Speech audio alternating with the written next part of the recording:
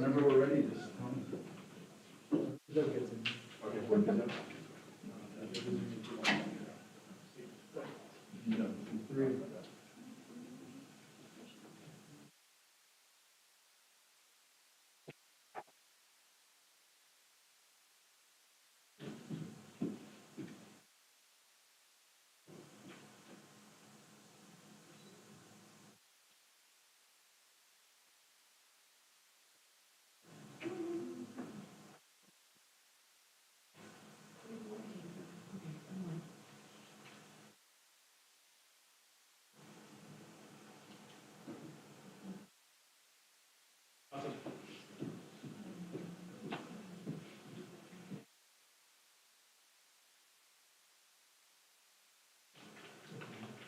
I like it in here. It's cozy. This is nice. Yeah, I think I took a course in this. Rick Warren? That could have. No, Paul Hurst. Oh, that's old school.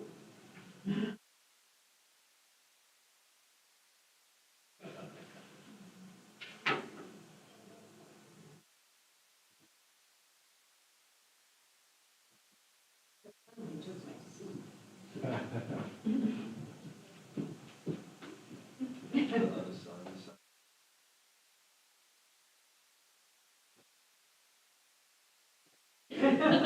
It's the unassigned assigns. At the other side. I would choose the middle room. I don't like the back room. I know, I usually would just sit in the middle and, but I'd like to be on an end where, yeah, easy to get out. What year did you graduate? From Fort Lewis, I have multiple degrees. From Fort Lewis College,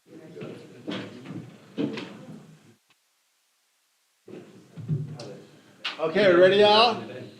So exciting. Okay, good morning, everyone. As we start every important event at Fort Lewis College, I'd like to begin with our land acknowledgement. We acknowledge that the land that Fort Lewis College is situated upon is the ancestral land and the territory of the Ute people who were forcibly removed from the United States government. We also acknowledge that this land is connected to the communal and ceremonial spaces of the Apache, Pueblos of New Mexico, Hopi, and Dene nations. It is important to acknowledge this setting because the narratives of the lands in this region have long been told from dominant perspectives, without full recognition of the original land stewards who continue to inhabit and connect with this land. Thank you for your attention and respect in acknowledging this important legacy. Good morning, you all. Welcome to the 2025 Hawk Tank Business Plan Competition. This is our 10th year of running Hawk Tank, and it is an honor to be the co-director of Hawk Tank, and my name is Dr. Michael Valdez. We are about to begin the Fort Lewis College track. Students will be competing for awards of $5,000, $2,500, and $1,000, as well as the opportunity to win an additional $5,000 and be awarded the grand prize of Hawk Tank. I'd like to give a special shout out to our sponsors, Z's Performance and Repair, thank you so much, as well as the Bank of San Juans. We also have 3 wonderful judges who will be judging the competition today. We have Zeb Melky from Z's Performance, we have Allison Eichley, and we also have Nate Lee from Bank of America. All alum of Fort Lewis College, and so thank you judges also for all the time, all the efforts that you've given thus far and will obviously give today. So, without further ado, let's start the competition. Thank you.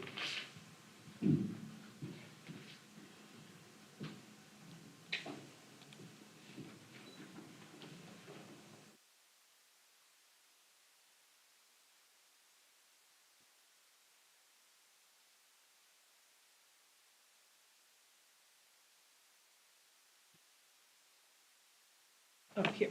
Oh, thank you. Awesome. Welcome, judges. Please welcome our first group this morning in We Retreat by Rosie and Michael Foolhead.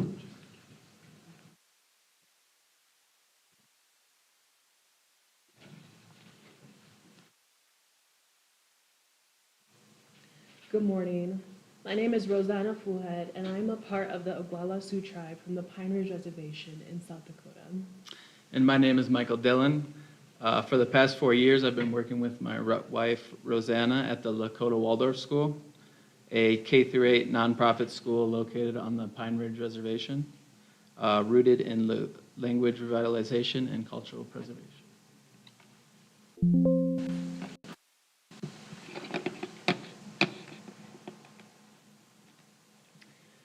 All right, Hanhepiwi is a Lakota word that translates to night sun or the moon, symbolizing rest and reflection.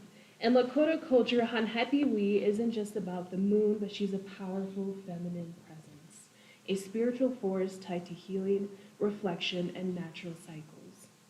From a young age, I witnessed people I loved struggling with housing insecurity to addiction. But that is why my heart is so close to this project. Opportunities were rare and jobs were even rarer. But throughout all of that, we always stayed strong. And their strength, our resilience, is what shaped me. It's what pushes me now to create something different for the next generation. I don't want our youth to grow up thinking they have to leave the reservation to find purpose or success. I want them to see that healing, pride, and opportunity can exist near home. I moved away from home, but my heart never left. And that's what inspired me to create Hanhepiwi Retreat, a culturally rooted wellness center led by Lakota people. This project is about jobs, healing, and reclaiming our narrative. The state of South Dakota drew over 14.9 million tourists in 2024, spending over $5 billion, an annual growth rate of 2.8% annually. Although the tourism industry in South Dakota is growing, the Pine Ridge Reservation has largely been left out. Despite its rich history and cultural depth, the reservation has been overlooked as a travel destination. There's very little tourism infrastructure on Pine Ridge to meet the demands of visitors. There's almost no lodging, hotels, or campgrounds. There are no spaces where visitors can interact with the Lakota culture in a meaningful way.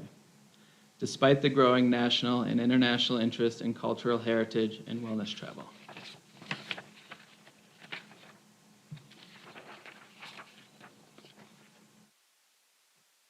Our solution would be creating the first Lakota-owned eco-wellness retreat on the Pine Ridge Reservation, a culturally rooted retreat, first of its kind, owned and led by Lakota people. We have holistic experience, eco-conscious lodging plus Lakota-guided wellness services, immersive cultural workshops like beadwork, storytelling, and plant medicine. We would have year-round destination where visitors participate in Lakota culture, like storytelling, arts, and land-based healing, in a respectful, community-led way. Our dual mission would be to share the depth and beauty of Lakota culture with visitors while empowering the community with jobs, pride, and cultural preservation. Our retreat will meet the needs of visitors by providing the following services. Visitors will engage with real Lakota elders, storytellers, and healers. This will be the only destination in the region that combines lodging, a wellness spa, and indigenous cultural activities in one place. Eco-friendly practices and community governance ensure tourism benefits the tribe and respects the land. We will meet travelers' growing desire for meaningful education and healing travel experiences that no nearby hotel or tour can offer. As we mentioned previously, tourism is a growing industry in the region, with over 14.9 million tourists visiting South Dakota. Currently, the Pine Ridge Reservation captures virtually 0% of this tourism traffic due to the limited infrastructure. Cultural heritage tourism and wellness travel are on the rise. More travelers seek authentic indigenous experiences and healing retreats. If we're able to attract even 1% of the nearby visitors, The largest nearby city of Rapid City drew 3.8 million tourists in 2023, which would equal 38% if we could draw 1% of that. We could generate millions in revenue for Pine Ridge. We are targeting cultural explorers, history and heritage tours, domestic and international, eager to learn about Lakota culture and stories. We are seeking wellness seekers, health and spiritual travelers looking for meditation, nature, and holistic healing experiences. Eco-conscious travelers, sustainability-minded tourists who seek eco-friendly lodging and ethical tourism. Road trippers and park visitors. We have families, couples, and retirees visiting South Dakota's attractions like the Badlands or the Black Hills, who will detour for an authentic experience. Common thread, socially conscious travelers craving meaningful connection. Next, we have our competition, Tatanka Res Tour, located in Pine Ridge. They offer guided tours on the Pine Ridge, but no lodging for wellness services. We have local lodges in the Black Hill area with rustic cabins near tourist sites like Bear Butte Lodge, but not indigenous owned or culturally immersive. We have chain hotels like in Wall and Rapid City, convenient and plentiful, but zero culture engagement and no sustainable focus. We also have wellness retreats we looked in the Arizona and Colorado area. And they're like upscale yoga, nature retreats, and they usually do get inspired by native themes, but they're usually not native led. Our retreat will generate revenue from lodging, cabins, and earth lodges, and seasonally teepees at $180 to $300 per night. Workshops and guided tours at $30 to $120. Wellness sessions from $100 to $250. All-inclusive retreat packages from $900 to $2,500.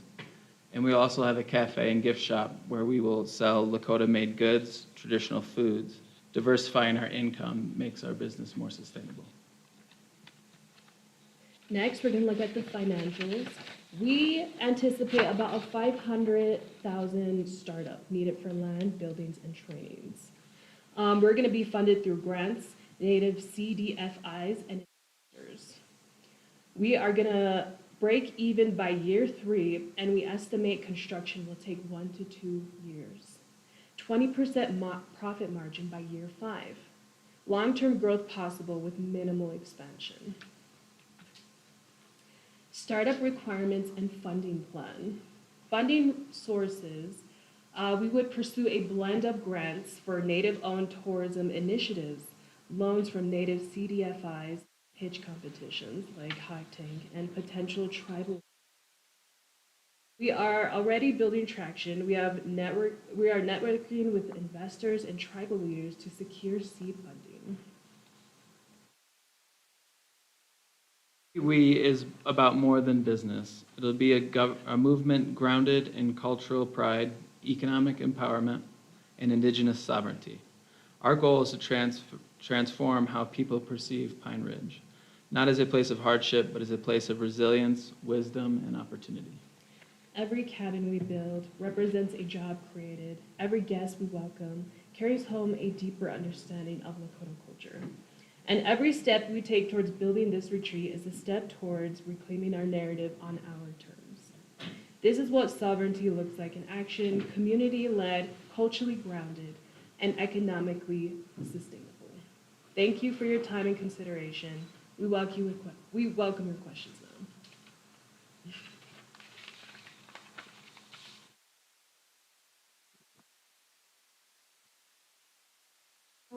In your conversations with your tribal leaders, what's been the feedback that they've given you? I think one of the major feedbacks has been a lot of, they're expressing concern about what we're willing to share, which is a great, question. And I think often in the past, when people hear of these kind of opportunities, they immediately think of, you know, just profitability. They're gonna sell out the culture. And that's the number one conversation I've been having with my business plan. And something I've been pushing back a little bit is like, you know, it's already profitable. It's just that we're not profiting from it. There are local businesses who are, you know, maybe Lakota themed, but they're not, they don't have the community at heart, and they're usually non-Indigenous.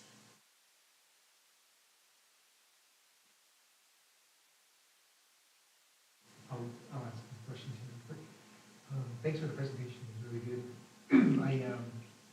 I've seen a lot of these projects like this that are really important for tribal communities that are trying to find some economic development initiatives, ways to diversify. So this is really important, especially for the tribes that are not casino tribes. They need to find outside revenue sources and places that they can place some of the dollars that they have available. So these are great initiatives. I've seen this very active type of tourist environment, like for Navajo Nation on the west side, near the Grand Canyon, along the Shoe Bend. A lot of activity over there. I remember a few years ago, we had actually one of the, I think they came through here. Or no, I actually was at the Navajo Nation Economic Summit. There was a coffee shop business that proposed their business plan idea there. I thought it was here, but it actually was there. They're still functioning out there. They're operating, and they found their little niche, providing coffee and other specialty drinks. And so there's a lot of opportunity for tribal communities to do things like that, whether it's coffee shops or tourism, helicopter tours. I mean, I've seen that happening in a lot of the communities that we come. And I think this would be great for your community where you guys are talking about. Structurally, I was wondering what like individually owned project, or is this like a co-op or a nonprofit? Oh. It sounds like it's not tribally owned. We would have to, I was hoping to put it on the tribe and work with my tribe and make it kind of like a co-op with like a board of trustees, just to ensure everything we are like teaching and putting out is community. I haven't gotten down that far yet. And if worse comes to worse, I can always go off the tribe and just be near my reservation, you know, and just do it the old-fashioned way and deal with the state government instead of internal tribe government. Yeah, I can see that it was kind of, it hasn't been fully. I do like the idea that you seem to be heading toward, which is private ownership, tribal private ownership. Way to go. Having the tribe involved, or at least interacting with them to create the proper policies and regulatory structure to protect the culture, the heritage, the sites. That's going to be important too, that you make sure you're interacting with the tribe to ensure that. Because I've seen places like say like in Cambodia, in the Angkor Wat, where they had to start, blocking everything off because there was too much foot traffic, and tourists that weren't respecting the stone structures, they were damaging them, doing crazy photo ops, and just hurting some of the features. So that's something that I think you'll want to work closely with the tribe to ensure that people stay on path, that they're properly aligned, and to keep people from wandering off into areas where they shouldn't be. I agree, yeah. Yeah, and that's the physical aspect of it, even from the more real part of it too. You want to make sure that people are respecting that, and the tribe is not. Because when things go wrong in our communities like that, it's the small businesses that suffer. Yeah. They're the ones that get blamed for people treading on their own culture. So with them, making sure that you're protecting, the land and the culture. I see that even with my community in Navajo. We have to be very careful about that too, ensure people are not climbing on the window rock, and just damaging things. Oh, yeah, I agree. But it's a great idea. I like what you're it's an important part of where a lot of these communities are headed. They need to, our tribal communities need to take advantage of tourism. So thank you. Thank you. I have a question that kind of drills into the financial side of things. Yeah. You said for startup costs, we're looking at 500 grand. Yeah. Personally, I have no building experience up in the Black Hills, but around here at least, 500 grand can be burnt in about 3 months with Yeah. construction time. And you mentioned 1 to 2 years with a profit above within the mean by year 3. Assuming 100% above grade, you'd have to bring in $680 worth of revenue a day to pay that off. Yeah. Yeah, you talked about what you were going to rent rooms for tonight, but you didn't talk about how many you're going to build. So I don't know how that played into the profitability of it and things like that. Also, I was wondering where you came up with that 500 grand number. So the 500 grand came from our past work experience. We currently work for a nonprofit school, and we just finished a capital campaign with them. We actually raised more than like $2 million for them and what they wanted. But their building too was eco-conscious. They got filled with like straw, and they just really took into account the like nature and surrounding area. We Okay. did work with a construction company though. Okay. So I based my 500K startup loosely on that. And as far as the cabins go, we were thinking of starting out with 3 cabins. And there is a project on my reservation right now, and they create these like dome houses, but each one costs $12K. Concrete's very expensive, especially in that format. Yeah, and it's been an incredible initiative because they're trying to help the Pine Ridge, they're an outside company, solve their housing crisis. And this is one of the cheapest forms of housing that they could create. So we were thinking about going with them, and they're really cute. They're like just like these circle houses, and they like insulate really well. Yeah. And we wanted to start out with at least 3 of those. Okay. And you're right, money gets burned through like crazy. Yeah. But I think if we have 3 cabins and we start with like a really humble, like center piece where tourists can come from, or like it could be the main center where they all meet up. I think, it would be structurally sound and profitable. And then I guess one quick follow-up question. If you said early on that 0% of tourism is currently captured, how do you plan on capturing that? And if there truly is 0% captured, what are there some hidden barriers to entry prohibiting that from starting up? Or is it just a totally uncapitalized on market? It's totally uncapitalized. So it's virtually 0. There is Tatanka Res Tours, but like I said, they just they don't have like a center. People kind of just go up to this place and show up, and then they kind of take them around. Okay. So existing tourism does suffer because there's not really a centralized area for these people to either be advertised, because if we do start up, we would partner and encourage other businesses surrounding, and we would happily advertise them, and maybe even start a partnership with them. But as far as advertising goes, we would utilize Rapid City. Rapid City is an hour away from my reservation, and that's where like all the Black Hills, like there's a really cool lake with rock formations. Mount Rushmore is there, Crazy Horse Memorial. We would just utilize all the tourism advertising there. And there is a website specifically for tourism, South Dakota tourism, and they advertise all the time. Perfect, thank you. Thank you. Thank you, Add guys. Something real quick. Yeah. So I see it's kind of still early stage, but this is important if you're wanting to move forward, to find some partners that you can work with, drive the ideas and answer a lot of the questions that are still out there on the structure. So one of the organizations, NACIA, Native American Capital Investment Alliance, it's an organization you should get a hold of. They're working with New Mexico Community Capital, WISTA, a number of other organizations, Native American Bank, to help these type of initiatives. So definitely think about that. You can talk to me afterwards if you want to know more. That'd be great. Thank you.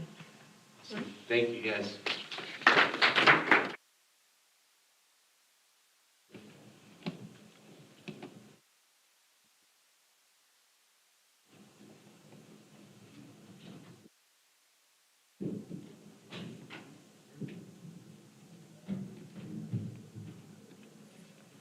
Give me 1 second here as I get our next presentation pulled up.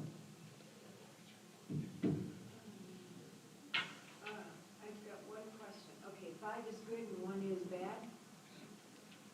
I think so, yeah, that's the way that, Okay. yeah, that's how my brain works. Anyway. Yeah, mine does too. I just wanted to verify.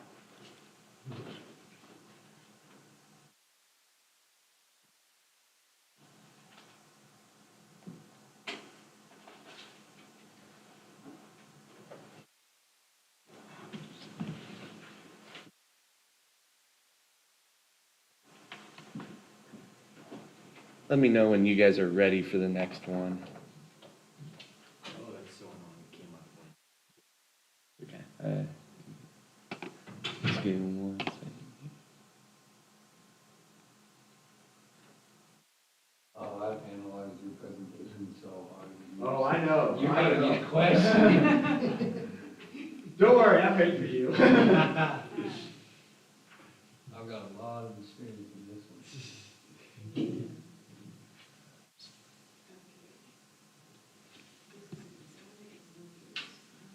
Oh, this might be a good one.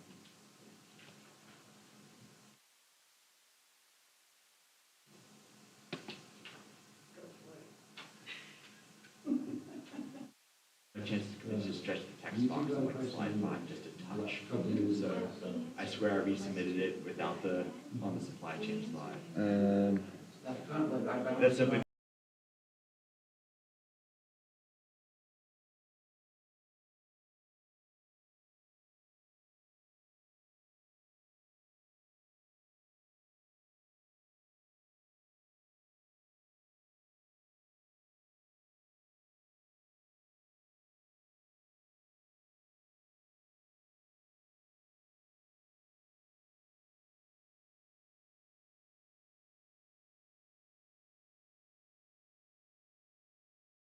Welcome Exotic Motorworks. great applause to start the presentation. Hi, my name is Rylan Offit. I'm the founder and CEO of Exotic Motorworks, and I want to talk about an issue we've all ended up once or twice.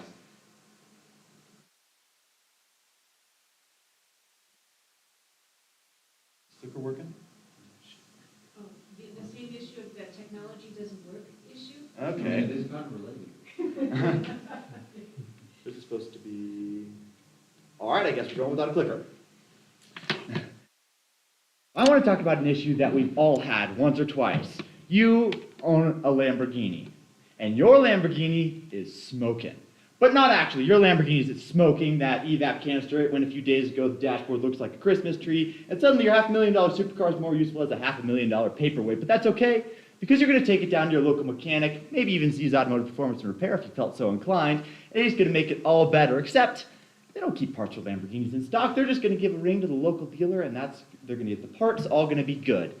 So at the local dealer, they don't really keep evap canisters in stock. They're going to have to give a call to the brand representative, and that brand representative is going to call all around North America trying to find you that evap canister. Except evap canisters are very specific to the year, make, and model, so none of them really have it in stock, but that's okay. That representative, they got a pretty good relationship with the factory back in Italy. They'll have one in stock, they'll have it shipped over. It'll only be about a month. Except their inventory systems over in Italy, they're a little screwed up, so it's going to be closer to 3 months. But they don't actually have any in stock. They're going to have to make some new ones, so it's going to be closer to 6 months maybe. But they don't want to make just one, so they're going to wait for some other orders to come in. And suddenly, your 200-mile-an-hour supercar is sitting in a lift bay for 200 days.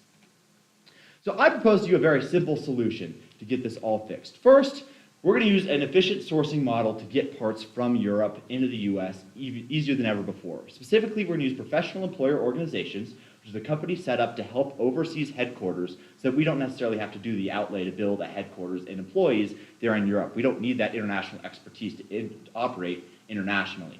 And those professional employer organizations, their job is to get upfront and personal with the brands and the tier 1 manufacturers we work with to get parts easier than ever. We're also going to offer premium service to our shop network. First, they're going to have access to an online portal, but they're also going to have access to a dedicated parts specialist so that any tech issues arrive, should we not have something in stock, to make sure everything goes smoothly for them. We also are going to use third-party logistics partners like Prologis to make sure that we can get parts into the US, into flexible warehousing space, and shipped out faster than ever. These are the same kind of companies Amazon uses for their logistics. Our business model is pretty simple. First, we have to talk about our competition. We really have three main things we're competing with. First, we have existing dealership networks. This is our biggest competitor. The issue with existing dealership networks is that they don't really build out warehouses. They keep most of their inventory in the dealerships themselves. The issue with this is that means they don't have a ton of space, so they don't keep parts that don't turn over very quickly on hand. That's a big advantage for us, is that we have the parts that they need when they need them. Next, you have importers, where kind of people just grab parts off the lines, they show up and they import them, and it's kind of sketchy. Think about your eBays as kind of your big hub for importers. Finally, you have third-party part sites like FPC Euro, but they're going to keep only high turnover parts for mainstream brands on hand, so they often won't have parts for cars like these. We're also limiting the scope of what brands we're working with pretty severely. We're only working with 5 brands, 3 out of Italy. We're working with Lamborghini, Ferrari, and Maserati. Then out of the UK, we're working with Aston Martin and McLaren. The reason we selected these brands is that they're really low volumes. They don't have the robust supply chain in the US like other companies, but they're so high value that their clients really do see a value in getting those cars back on the road faster than ever before. Our revenue creation is built by a parts markup. We aim to do a 70% parts markup for the first couple of years. In an industry where the standard is 90 to 110%, that's actually really good, and it gives us a price advantage for at least the first couple of years. After that, we'd like to move to closer to an 85% markup so that we can be a little bit more profitable. And then I need to give you the long and short of my resume. I've been a salesman my whole life, but a professional salesman for only 2 of them. I've held my insurance license since I legally could at 18, and I've worked in that industry ever since. So finance, I'm an accounting major, I'm an economics major, I understand that very well. The parts that we're going to need to hire out is logistics and growth, but as a very wealthy and a very wise man once said, I'm not good at any one thing, hiring the guy who is. So that's talent we can absolutely find from this company. Our supply chain is pretty simple. First, we source our parts from Europe. Again, we're going to use those professional employer organizations to source from Tier 1 and OEM manufacturers. Tier 1 manufacturers are going to be like the people who make the parts for the cars. That's going to be your Bosch, Sachs. OEM is going to be the factory itself, Ferrari, McLaren, so on. Those professional employer organizations, they're going to deal with the Europe side of things, making sure things move smoothly, making sure we get priority on whatever parts we need. And at this point, this wasn't as important when I wrote the presentation, but we do need to talk a little bit about tariffs. Currently in the US, we have no idea what we're doing with tariffs, and obviously that's a huge part of our business. Although we don't necessarily know exactly what that tariff environment is going to look like as we enter the market, we do have a huge advantage over competitors in this sense. Because we're using a lean business model, so we have flexible warehousing as opposed to a standard rent, we can import lots of parts at once or not import for a long period of time because of the existing inventory we have in the US. So we actually have a huge advantage over our competitors when it comes to this ever-evolving situation. After we source those parts from Europe, we ship them across the seas to our third-party logistics partners, and they rent us warehouse space based on the amount of inventory we have rather than renting out a whole warehouse. So that's super flexible and super easy for us. We're also going to finance about 50% of our inventory because we find that's a more efficient use of our capital than trying to do the entire capital outlay for all of our inventory at once. Finally, we do our delivery to client, and this is really where those third-party logistics partners shine. Instead of taking 3 months to arrive, it's going to take a matter of days to get those parts into the hands of clients. Our market is currently made up of 3 segments. First, you have our independent mechanics. Because as bays sit empty, those are hours you cannot bill. And they also don't have the same reliance on the dealer networks like a dealership, so they're pretty willing to switch over if we can get them parts faster than ever. Next is those dealership networks. Even though they have existing relationships with the brands we work with, a lot of times they're not going to have parts in stock that we will have, and they're going to be willing to work with us to get the parts that they need. Next is a huge market for us, and that is rental fleets. Because for a rental fleet, time is literally money. It's becoming more and more common for companies like Enterprise to keep a Ferrari in the back. CEO flies to town, it's on the company card, you want to make sure you've got the car for him, and if that car's sitting, that's thousands of dollars a day they're losing out on. And today, we're doing logistics independently of these brands, and we're providing for these companies, but in the long run, we want to be doing logistics for Ferrari of North America. We want to be running the logistics for McLaren. Because these brands are so small, they can't develop an economy of scale like we can by combining them and doing the logistics and back-end for them automatically. So our market size is 200,000 vehicles estimated made since 1970, between 150 models between these 5 brands. That gives us, I missed my clicker. That gives us about a $500 million annual parts market to capture. We expect to have about 50 shops by the end of year 1, having soft launch with only 5, and have about 800 shops by year 5. That may seem aggressive, but that's about a 25% estimated growth rate. I could pretty easily stand here and justify a 50 or 100% growth rate, because if I have Joe Schmo's Automotive Repair Shop next to Z's Performance Automotive and Repair, and Z's is using our services, and he can turn around a car in 3 weeks, compared to Joe Schmo, who can turn around a car in 3 months, Joe Schmo's going to lose a whole lot of business unless he starts to use our services too. So we expect to grow pretty quickly, but if you happen to be, say, a particularly scrupulous treasurer, I didn't want to stand here and debate over a really high growth rate. So our marketing plan is also pretty simple. First, we're going to build out a database of all the independent shops in the United States who can work on cars like these. Then we're going to use a personal selling technique to get a hold of them. We're going to be making phone calls, maybe some face-to-face, a couple emails, really customizing our marketing to those shops individually. Then we get them set up on our portal, get them in contact with their parts specialist. And from there, it's really simple. All they need to do is order one part. And the first part they're going to order from us isn't because they love me. They're going to order that first part because nobody else has it in stock. And then when that part takes only 2 days to arrive instead of months, they're suddenly going to be ordering all their parts through us. And from there, because of that competitive advantage gain they have in our referral network, we expect to grow pretty quickly. Currently, we're in milestone number 1, and that's our current time period to the beginning of year 2. And in that time, it's a lot about building relationships. We need to establish our professional employer organizations. We need to establish our third-party logistics partners. We need to soft launch to 5 shops. It's a lot of just trying to get people in the door and trying to build out our supply chain network as well as building our inventory. Then we have what I like to call the boring years, years 2 through 5, and this is where we're pretty steadily growing. We're going to grow to that 800 shop mark. We're running at that 25% growth rate. We're strengthening relationships, and we're really trying to work on making sure our customers return time and time again, especially working on that service piece of our business model. Then we get to the exciting part. Now we've built this robust supply chain in the United States. We can then reach out to those OEM manufacturers and say, hey, Ferrari North America, I realize you're losing a ton of money in your logistics piece. Why don't you just let us take it over? Because we're faster, we're better, we can make this better on your clients. The other thing we start to look at is expanding to other brands such as Alfa Romeo, who also have a underdeveloped supply chain network. All right, now we get to talk about the fun part, the numbers. On the left here, you have your income statement sheet. On the right, you have your balance sheet in quarters and denoted in years respectively. On the income side, you're going to see our revenue growing by about that 25% mark. You're going to see our costs growing closer to 10% because, again, we're going to gain that economy of scale. We don't need to build additional PEOs once we have one. We're also going to notice we break even in year 2. That's a pretty quick turnaround on our break-even time. And by the end of year 5, we intend on doing $6 million in revenue, which may seem like a lot. However, that's only 1% of the $500 million market we intend to capture. On the other side, you can see our balance sheet. You'll see our initial cash jump up. We expect to get about $1.5 million in equity, which may seem aggressive, but because most of that money is going into hard assets like inventory as opposed to R&D, we don't think that that would be too bad to come up with. We're also going to do a little bit of debt financing. You'll see it dip pretty quickly as we get our initial inventory, and then everything goes from there. We expect to have about $3 million in equity by the end of year 5. What Exotic Motorworks intends to do isn't necessarily particularly complicated. We're using existing networks in an industry that's never been done before. We're trying to get cars back on the road faster than ever and get people who need parts quicker than ever. I've shown you the problem. I've shown you my solution. Do any of you have any questions? Thank you. You guys should go first. No, I think you should go first, because you know the industry.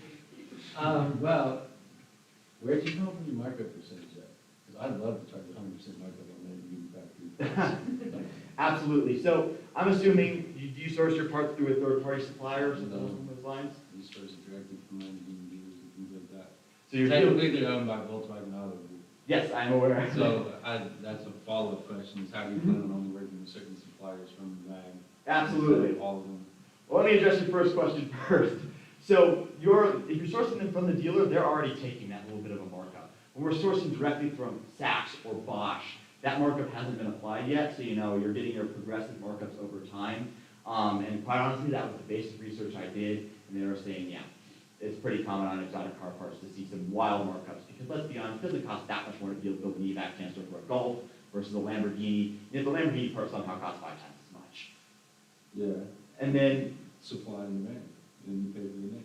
there you go. I will say, as an owner in the industry of, one of 3 shops in this town that work on exotics, Mhm. your markup numbers are way off. Okay. I'm not gonna expose exactly what they are, but they are quite high.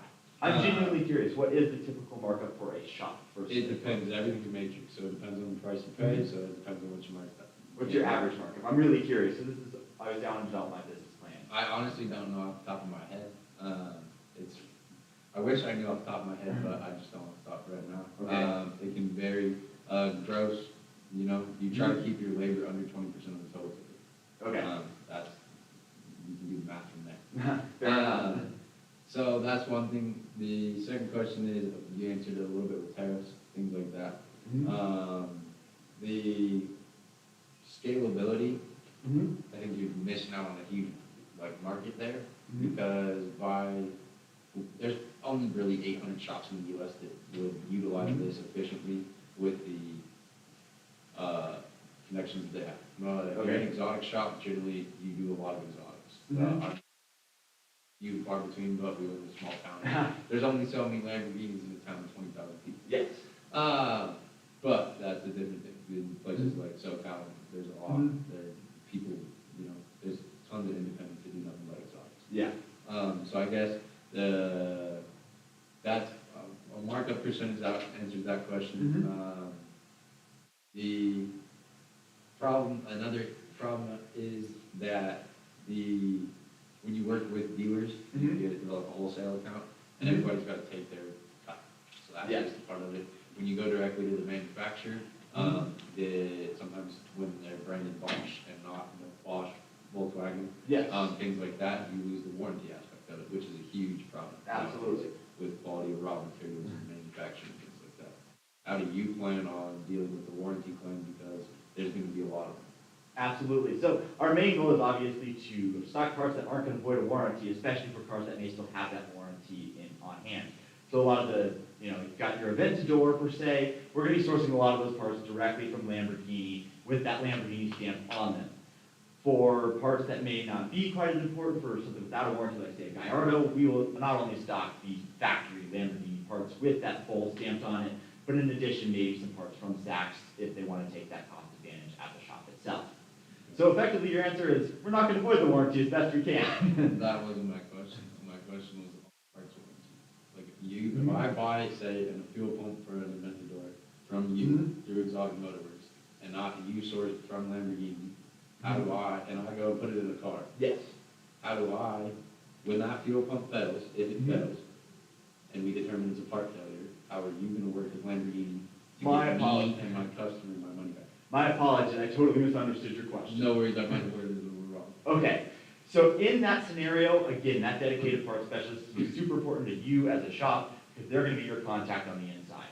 And quite honestly, this is going to be an issue for anyone you source parts from, but we're going to have those PEOs there in Europe, so they can literally walk up to the door and say, hey, Ferrari factory, this part failed, we need you to honor your warranty. So we intend on working with the backend who provide the warranty in as efficient as manner as possible, especially considering our lean business model. We think that we can do it more efficiently than anybody else. So for a little tip, Mhm. Ferrari has legal structure where you can't even touch their name, logo, or Yes. brand unless you're in the family. Yes. So that it will be very hard to breach that. That's a huge barrier to entry for all these. Mhm. These are all old money and they've been around for a long time.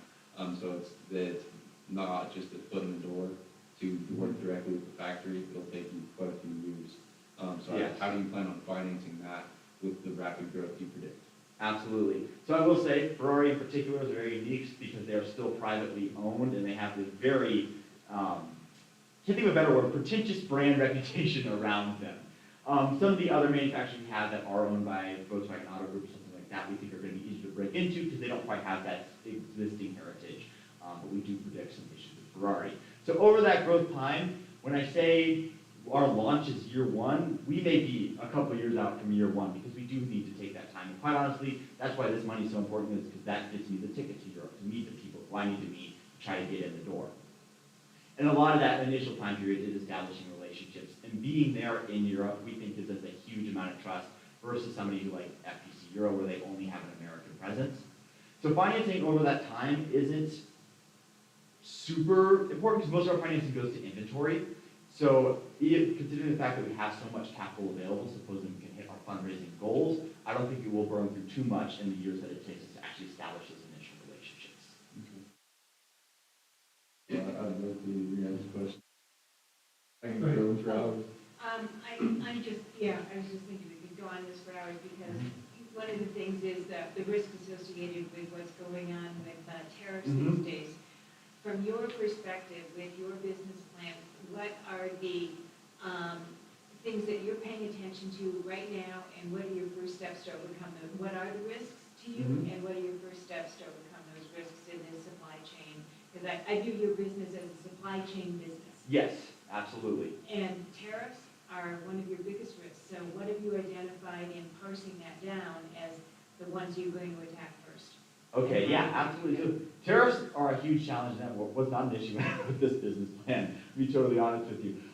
So the current tariff environment is, quite honestly, I'm reading the news every day because every day is different. So it's really hard to develop this is our plan when it comes to tariffs, when the U.S. doesn't know what their plan is when it comes to tariffs, because every day is something new. And what should do that? Yes, exactly. And because we run the business model, because again, we don't have a factory, an asset sitting there that we have to fund. If we can't order parts because tariffs are ridiculously high one week, that's not the end of the world because we're not paying rent on a factory. We're paying literally storage fees effectively on the inventory we have in the United States. So right now, we're kind of sitting back and watching the roller coaster go. I'm going to be totally honest. I wish I could say, oh, the tariffs are going to look like this in 90 days, and this is what we're going to do to counteract that. But we simply don't know what the tariffs are going to look like in 90 days. We're just trying to create an advantage over our competitors, and quite honestly, if the tariffs did go into place and lasted a long time, our competitors are dealing with the same markup, so we're not going to have a huge cost disadvantage in the long run. Yeah, thanks for the presentation. There's definitely some challenges. This environment that we're in is nutty. Yes, I've seen absolutely. all kinds of customers, and whether they're supplying steel or stainless or whatever, it's happening all over the place. One thing I was going to mention, you mentioned a 70% margin, and you talked about moving up to 85. Just for information, rarely does that happen, that you actually increase margins with the same product line. So just something to keep in mind, if you were able to keep moving forward with this plan, getting that correct margin is key, because more than likely you're going to be actually decreasing your You margin. can always over time. drop, it's harder. Yeah. Very rarely do you increase it. So, the other thing I was just gonna mention, margin, there's great information here, so thank you for the presentation, very good. Oh, absolutely. Can I do that 30 seconds for one final? Yeah, 30 seconds. How do you plan on getting your foot in the door over there? Do you just unique vision how you can sell yourself? Absolutely. A lot of it If I owned an exotic car brand, I wouldn't just let Joe Schmo through the elevator to come to my 37th floor office. And that is an excellent point. So yes, a lot of it is going to be that sales experience I have, because more than anything, I said I've been a salesman my whole life. Most of that's been selling myself, to myself a lot of the time. Yeah. So no, it's going to be a lot of maybe not trying to get to the 37th floor at first. Maybe it's, the Ferrari line is a very long lineage of a lot of people. A lot of them don't deal with the brand anymore, but still have contacts there. So, if I go to the Ferrari bread factory and meet, great grandma's aunt's Ferrari family, right? Then you start to build up the chain. You try to say, hey, can you introduce me to this person? It's going to be a lot of that for those real big legacy brands. For other brands that are now owned by, say, a certain German company, it's going to be a little bit easier because it's a lot more of the business sensical piece of that. And a lot of that's going to be, hey, here's my business plan. We've built the supply chain out. We have the relationships with the third-party logistics partners, and we can do this better than you currently Essentially, can. we can increase Yes. your sales by X amount. Exactly. Would you like to serve your clients better? Thank you. Absolutely. Thank you. So much for your time.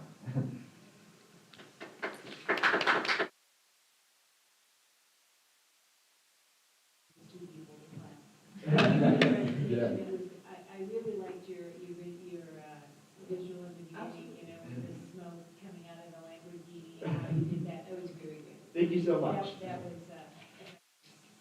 I hope you all have a great day, and I look forward to seeing you all at the gala this evening.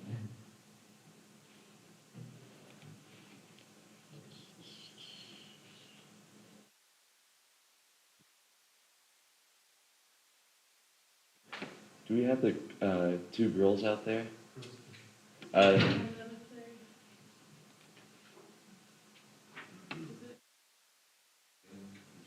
yeah, it should be Olivia Kelly and I could just grill them. well, that's what, like, you know, the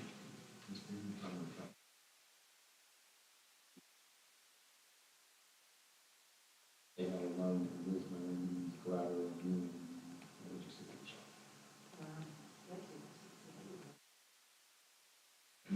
You got a car that's worth 250 grand just sitting there, the bank doesn't know.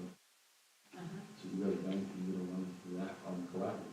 As a banker, this is probably really Yeah. important.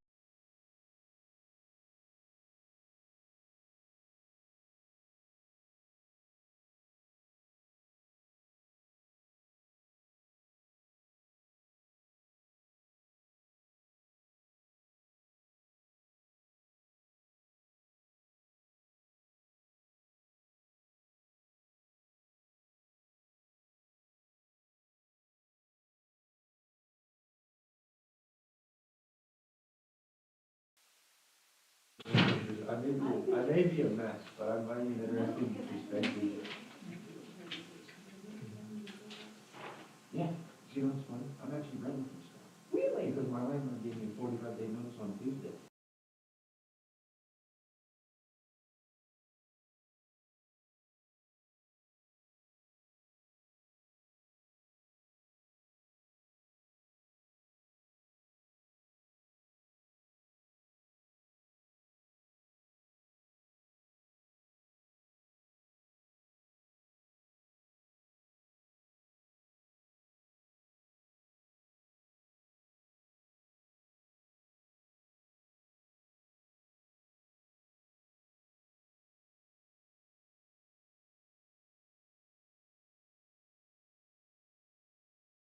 awesome.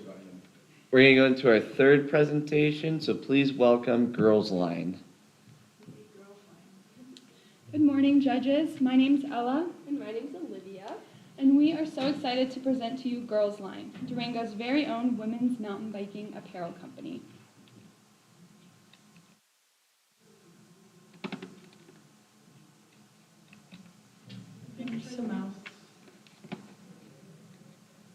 These are on this one. Oh, there. Oh, Okay. Sorry, guys. All right. Women's mountain biking has taken off in the last 10 years, so why hasn't the apparel? Give you guys a glimpse into the current women's mountain biking apparel market. Mountain biking has traditionally been a male-dominated sport, and recently there's been more women options entering the market. But we feel like these companies have sort of overcompensated to fill the gap, and they created a lot of products with bright floral patterns, tie-dyes, sometimes cheesy quotes, and things that just don't align with our style. So Girls Line is going to solve this problem. All right, so women's mountain biking is on the rise. We have seen that both as a personal level here in Durango with us and our friends, and then also on a more worldwide scale. This year was the first year that women competed in Red Bull Rampage, and this was a huge step forward for women's representation in mountain biking, and more specifically, freeride. And while women's mountain biking is on the rise, apparel has not matched this. So we believe there is a gap in the market for cool, versatile women's biking apparel. And I've been biking for around 8 years, but I've only personally bought one pair of shorts because I just don't want to spend so much money on something that doesn't fit my style. And we conducted a survey of girls here in Durango, and that was the general consensus. So we have style on the mountain, and it's time it's reflected in the clothes that we wear. And with that being said, Durango is the perfect place to start Girls Line. It is a world-class mountain biking destination. There's youth programs like Devo that create Olympic athletes. There's one of the largest free ride groups in the country in the Hills Gang, and there's just a lot of support and enthusiasm around the mountain biking community.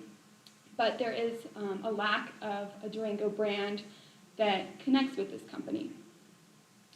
Additionally, we've identified another gap in the market, which is a lack of cool Durango merch.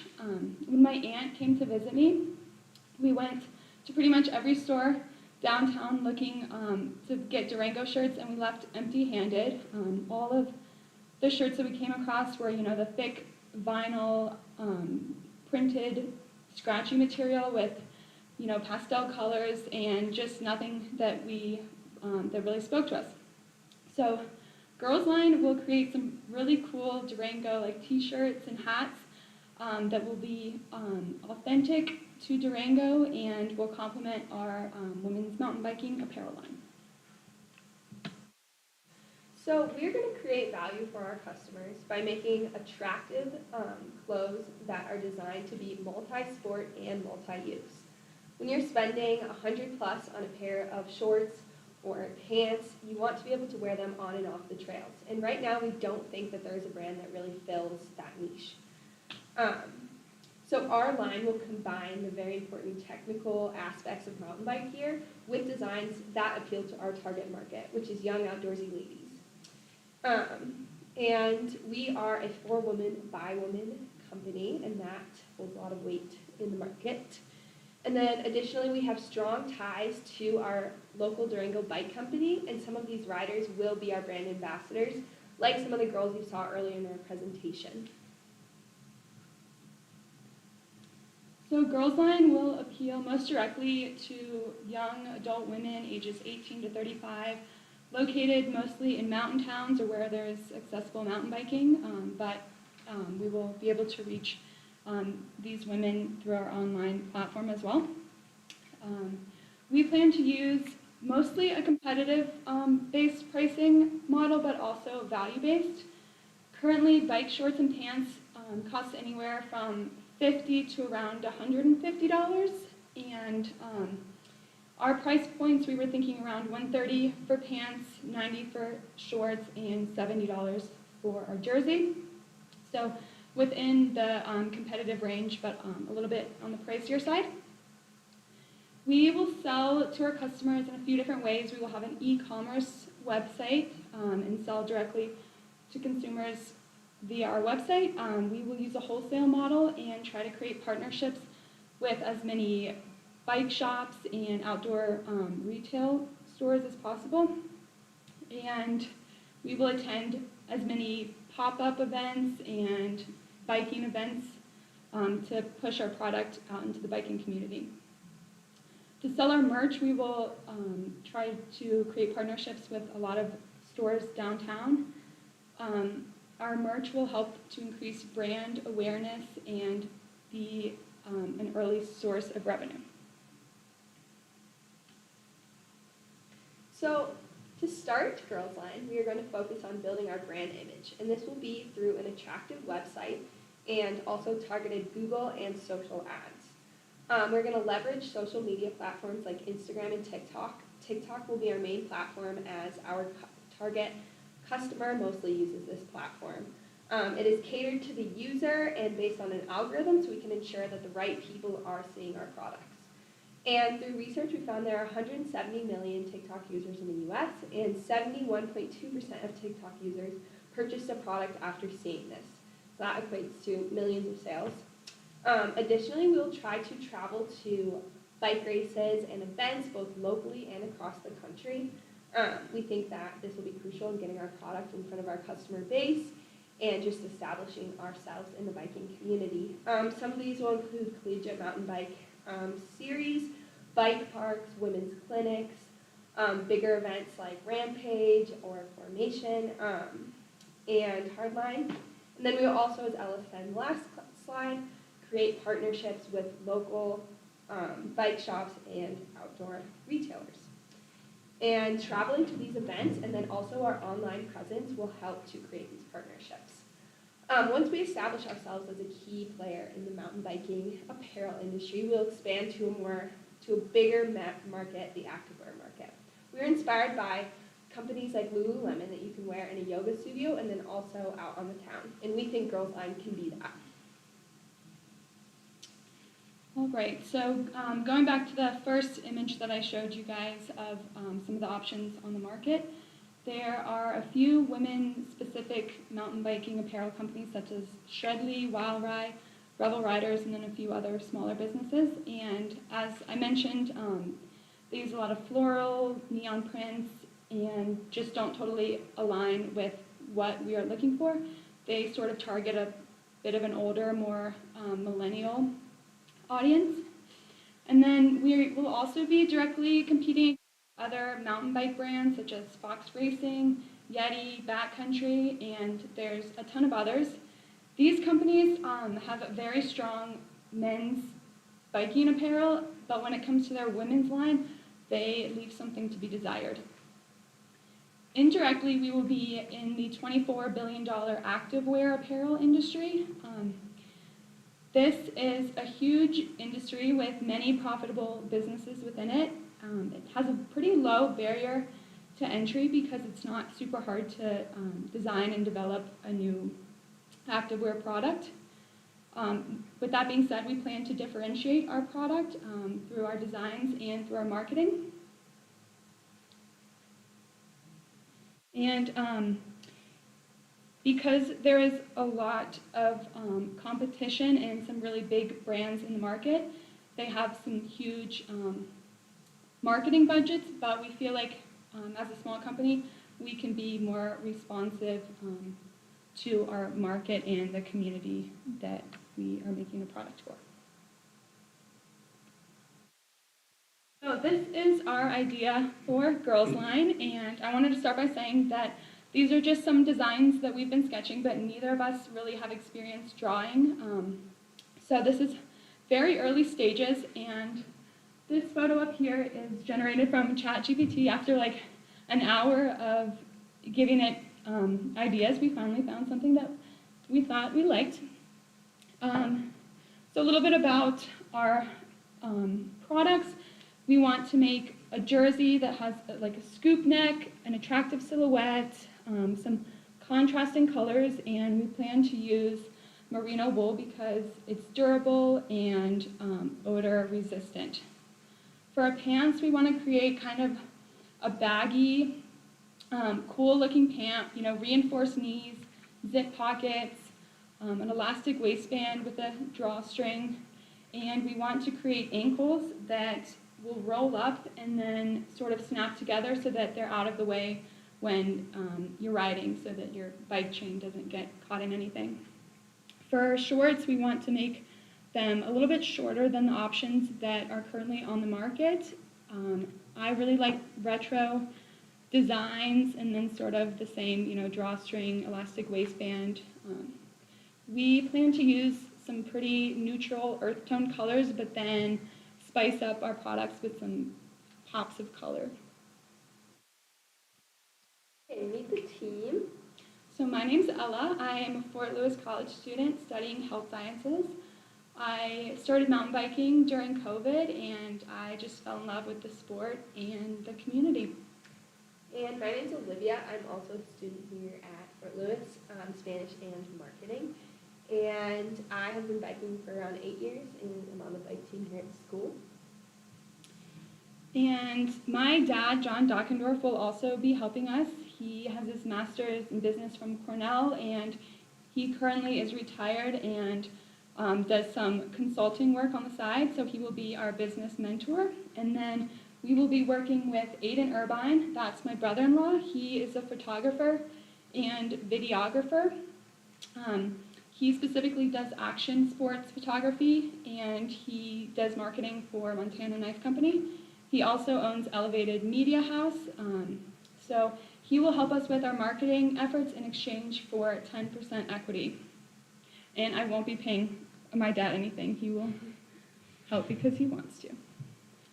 All right, so our financial projections, we used the Hawk Tank Excel template provided to us, and we estimated around $150,000 in initial costs. So in year one, over half of our revenue, 66%, will go to marketing, travel, website development, and advertising. We think having a hefty marketing budget will support our business growth both in the long term and the short term. But by year 4, we expect less than 20% of our revenue to go towards these expenses. We also predict to break even by year 4 and over $200,000 projected net profit by year 5. In the initial years, this will be a passion project, so we will not pay ourselves until the business becomes profitable. And we used a more conservative modeling because we wanted a realistic model. So to get Girls Line going, we will embark on an initial friends and family funding round, aiming to raise around $150,000 to be able to create the product that we envision. We will work with designers and manufacturers, and I've been in correspondence with a few different companies that help entrepreneurs start the product design process. While we are developing our product, we will begin creating an online presence so that when we launch the apparel in year 2, we will already have a customer base. As our brand grows, we will expand our product line as we see fit. And down the line, we have visions for a Durango storefront. We are inspired by brands like Melanzana that are Melanzana in Leadville, that's sort of iconic to the town that they're in, and we hope Girls Line can be that for Durango. So with your support, we will create a profitable business that creates stoke in the women's mountain biking community and in the Durango community. Well, thank you guys so much for your time. We would love to open it up to any questions. Great, I'll go ahead and start. Yeah. Yeah, thank you for the presentation. Yeah, it was pretty exciting. I enjoyed reading the business plan, seeing your ideas, and then both of you are very in the business. You like it. You're on the team here. That's wonderful. And I'm sure you get a lot of insights from your teammates and everybody at the school that's involved in the sport. Really helpful. And you got a great team around you. I like the people that you put together. The marketing personnel, your father being involved, and that's going to help with a lot of the fundraising. Because a big part of this business is about getting that initial startup funding, a lot of that equity cash to be raised. Kind of being a Shark Tank ready. This is where this type of business really needs to be prepared for that. And it sounds like your father, as a consultant, will be able to help you with a lot of that initiative.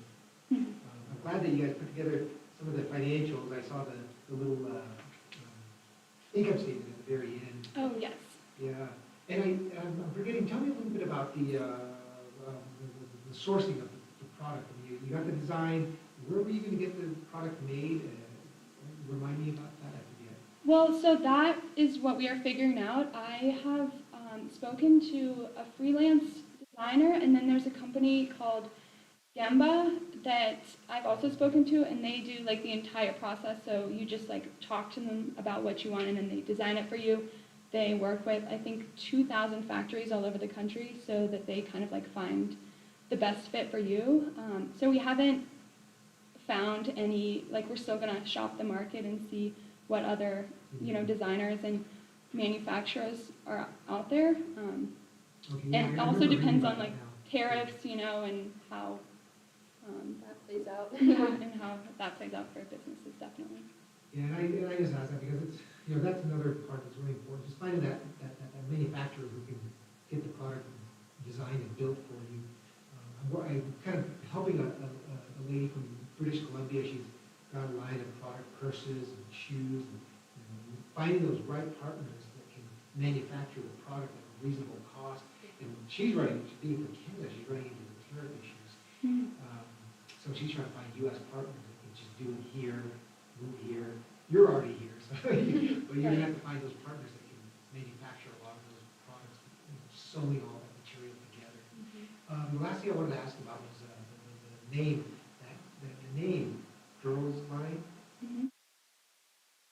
I guess for me, I don't know, and this is me personally, I could totally be wrong, but it just doesn't catch me. I mean, it's nice, but to me, I feel like this line of products would fit a kind of sophisticated young woman.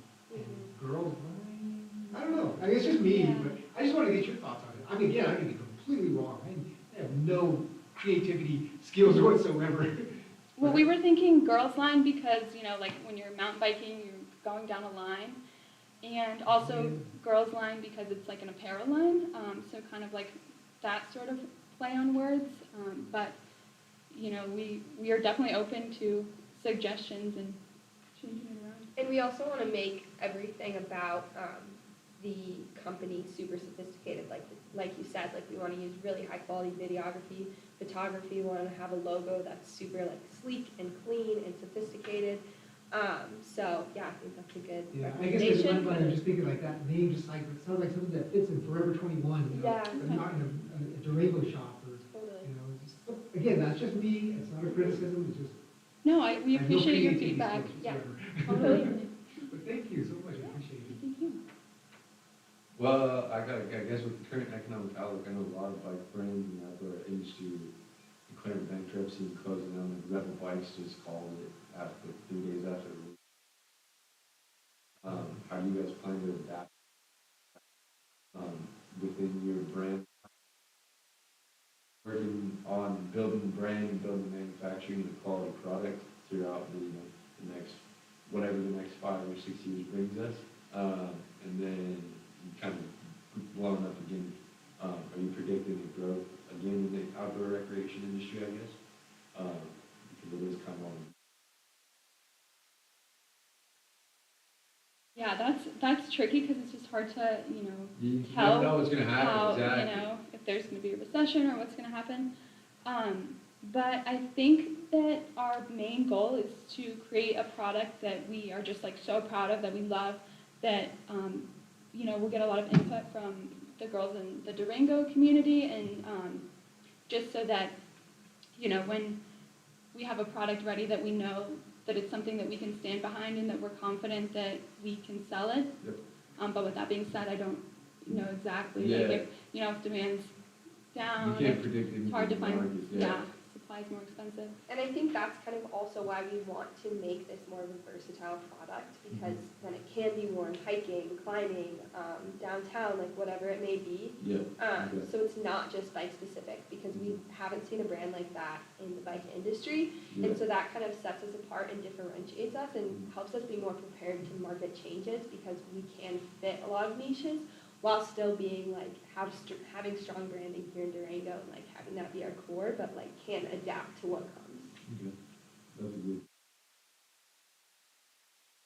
No, Ski. You guys that's a should good get in touch idea with though. them. Yeah, totally. That would be a bad Yeah, collaboration. uh-huh. And then I can put you in touch with Barb and Lisa. from the Yeah, Durango totally. Deals. No, that'd be super cool. That's all I got for questions. Time's up. Thank you, guys. Thank you. All right, Thank you guys. Thanks so much.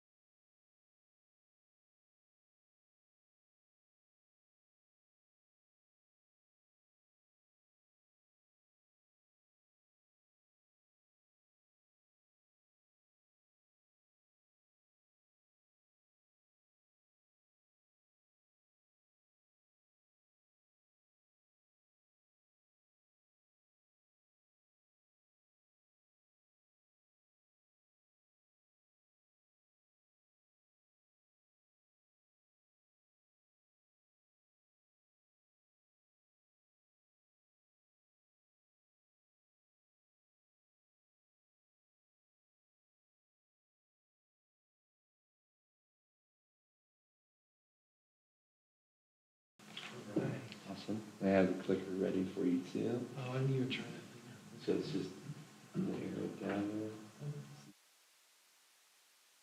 there. Oh, man, we just had it. It's okay, I can just hit like the right button on Okay.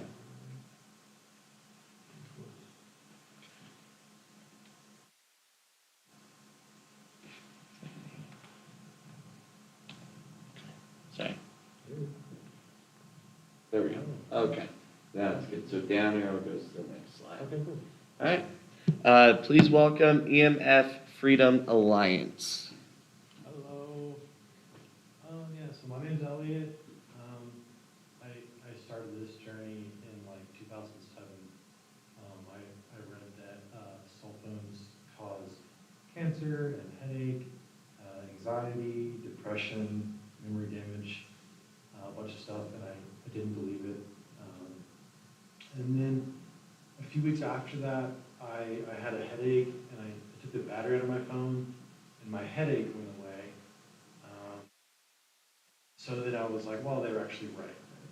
And then I went back to that website, and it was shut down, and then I spent many years kind of just like hiding from like cell towers and cell phones and stuff. And then a couple years ago, I decided to like, start helping people with this. And this is kind of like the business model I came up with. So cell phones send and receive radio frequency energy. Your body absorbs it at a specific absorption rate set by the Federal Communications Commission.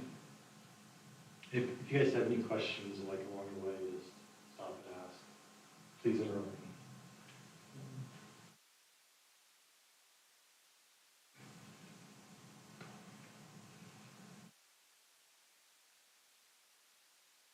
So the chart for FLC, for Lewis College, is in the blue. All of these health effects, except for stress, really, have been linked to radio frequency radiation.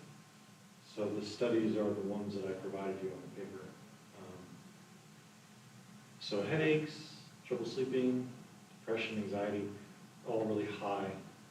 So if we lower exposure, then these things will go down. Part of this before, zero moderation. Did this one be better than the last ones? Yeah. I pitched this a lot last semester in my entrepreneurship class that she was in there. Be terrified. I put some notes in here.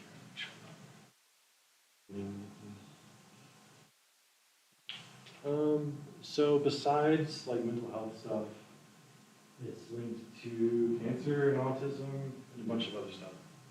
So last year, we lost 600,000 people to cancer. A percentage of that would be from radio frequency radiation.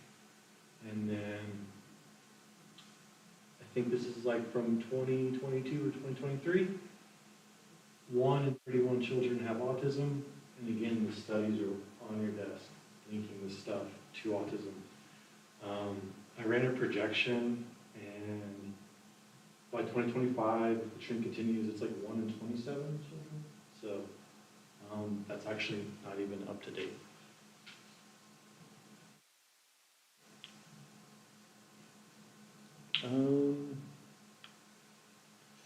So there was like a meta-analysis done. A lot of times people will say, you got like one study, it's not enough or whatever. This is like a meta-analysis of 46 studies. You're 60% more likely to develop cancer tumor from radio frequency radiation. So what does that really mean, right? Like, so if the baseline is 39 people out of 100 get cancer in their lifetime, a 60% increase would be 62 people out of 100.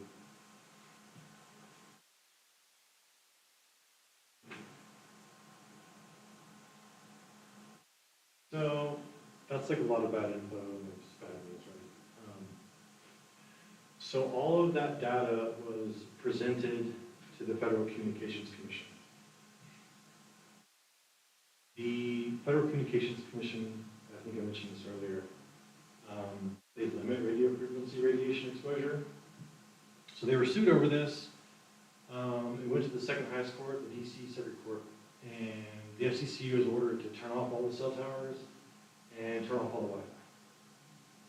And this was a few years ago, and this is like a really big problem, right? Because we use this technology to like run society essentially. So then the question becomes, well, what does like a wireless free world look like, and how much does it cost?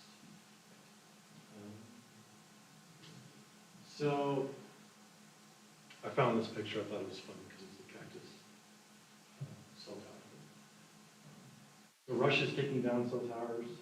There's a Wi-Fi ban in France, in kindergarten, and like India has a 10 times lower exposure limit that they implemented like 13 years ago. So other countries are taking action. Like Salzburg, Austria's limits are really low, so we could probably do something like that.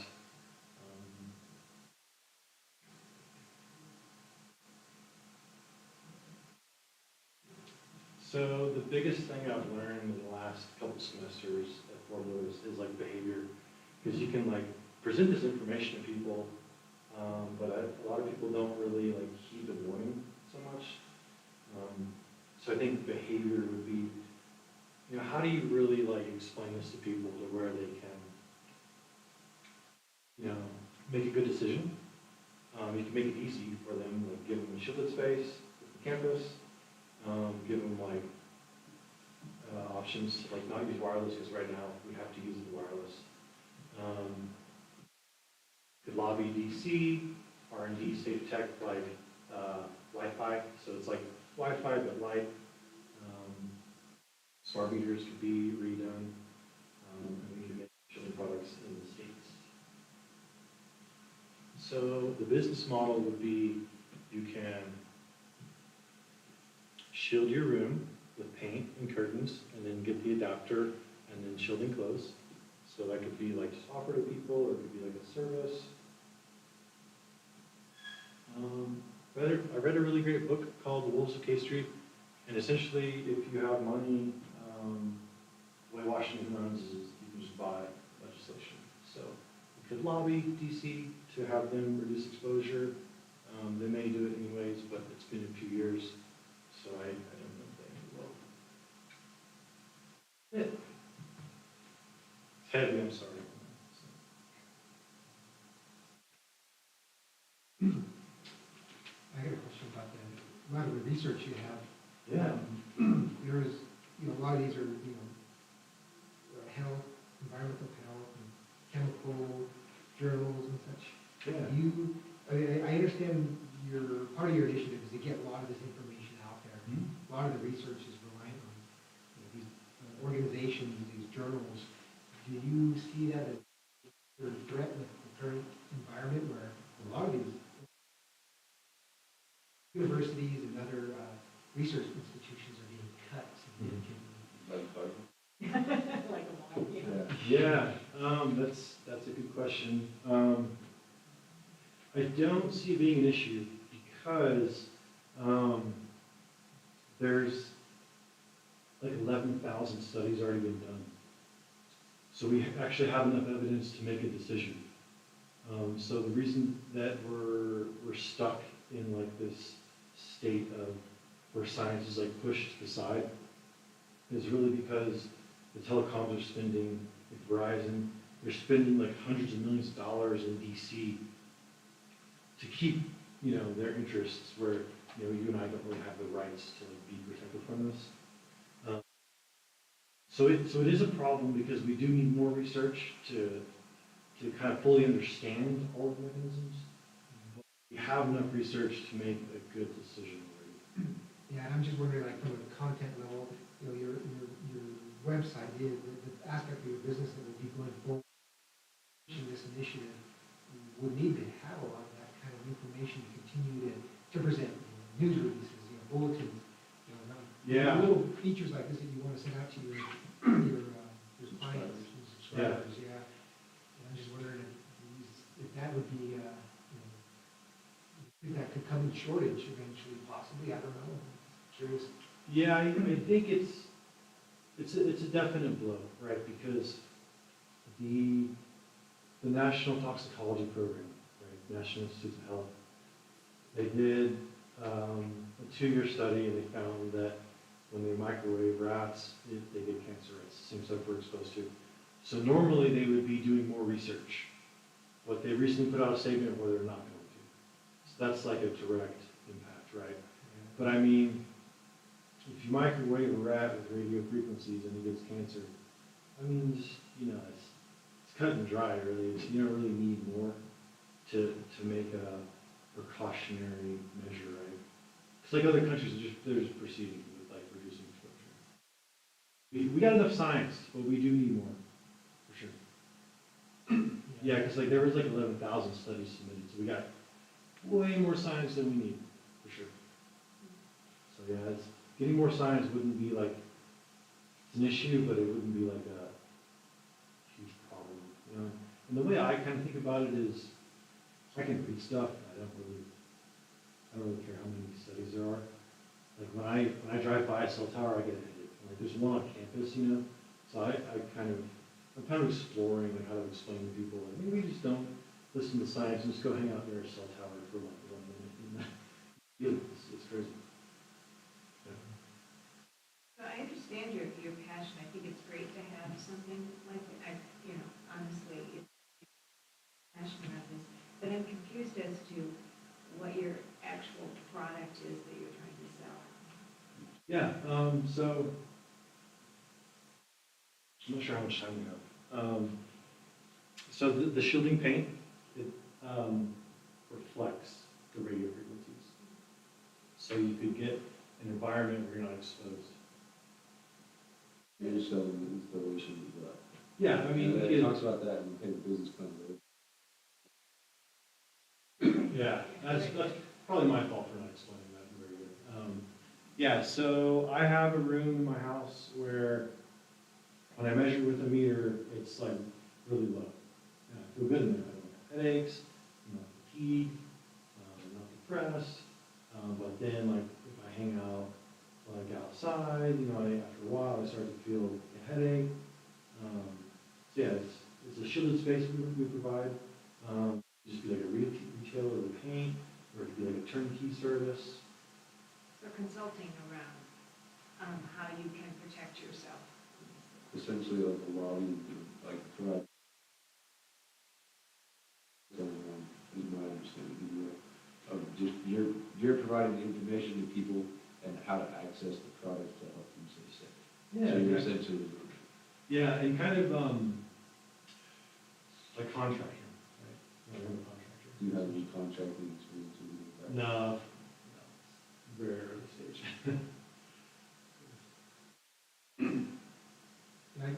This is interesting. I don't know that much about this topic. I mean, I've heard about it over the years, but I'm not very well informed on this issue. So Yeah. this was actually kind of enlightening to me. I enjoyed the read, learning about it. And, you know, Yeah. I'm kind of a junkie on research, so I kind of like, stuff will continue to come out. Yeah. New Yeah. studies, new, things. I guess really there's new products coming out, these new 5G, the next G, what more challenges are those going to present us from our health? So Yeah. to me, that continued research is important. We need to know that, the 5G towers are going up, some of this research was when, 3G was around. So the Yeah. dangers could be even worse, just worse to me. Yeah, and I believe in the ProPublica article, they mentioned the 5G bands are largely untested, but 5G is really just all the old 4G LTE plus some new bands. But yeah, those new bands are untested. But the ones they test, it's all bad anyway, so. Interesting stuff. Yeah, well, thanks for listening. I have one question. So, for example, like the UFC spends tens of millions of dollars a year defending themselves from the government, and that's an organization that pays 10x that in taxes every year, and brings in tons of revenue. What makes you think that the government won't come after you when you try to spread the mission? So the UFC, like the fighting? Yeah, the Ultimate Fighting Championship spends about, because the government thinks they're a monopoly. So they spend about $10 million a year defending themselves. And Yeah. many organizations do that as well. Yeah. Industry that, and Fortune 500 companies and things like that, anything that brings in a lot of money, the government.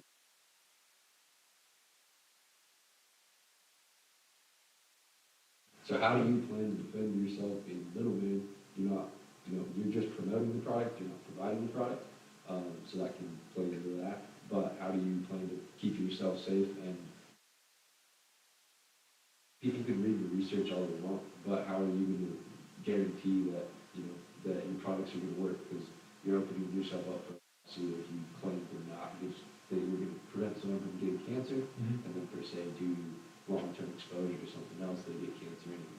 Yeah. So that opens up a huge liability side of things. Yeah.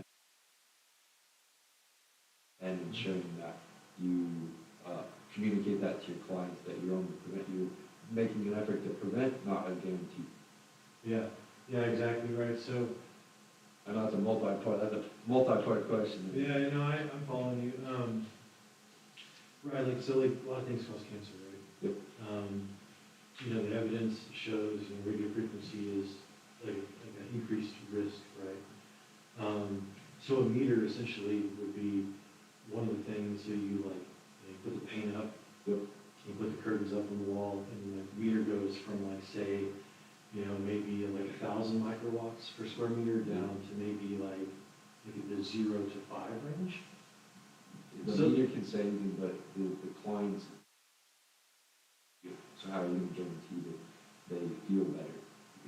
If someone else is drinking, say 6 Red Bulls a day and they got a headache because of that, but they're oblivious to that fact, but they are convinced that this causes their headaches. But so they spend $2,500 with you, yet they still have headaches immediately after. How are you going to protect yourself from them claiming that your product does not benefit them? Yeah, you could sue anybody for anything, right? So, when you get into civil court, it's like preponderance of the evidence really only 51%. So I probably just rely on the jury to back me up and try and be as transparent as possible. A good attorney for a jury costs a lot of money. Yeah. Yeah, I have some insurance so far. I have media liability and general liability. So I got some insurance. That answers all my questions.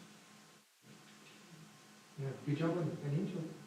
Oh, thanks, man. I'm glad you used that whole spreadsheet. Yeah, Rarely people use that all the way to the valuation. my first submission it didn't have it, because I was just I didn't allow myself enough time. But then the second submission, I was I spent some time in there. AI helped me, intelligence is free now. As Bill Gates said. Awesome, I feel like I'm over time. Yeah, appreciate it. Thank you. Thank you, guys. Good job.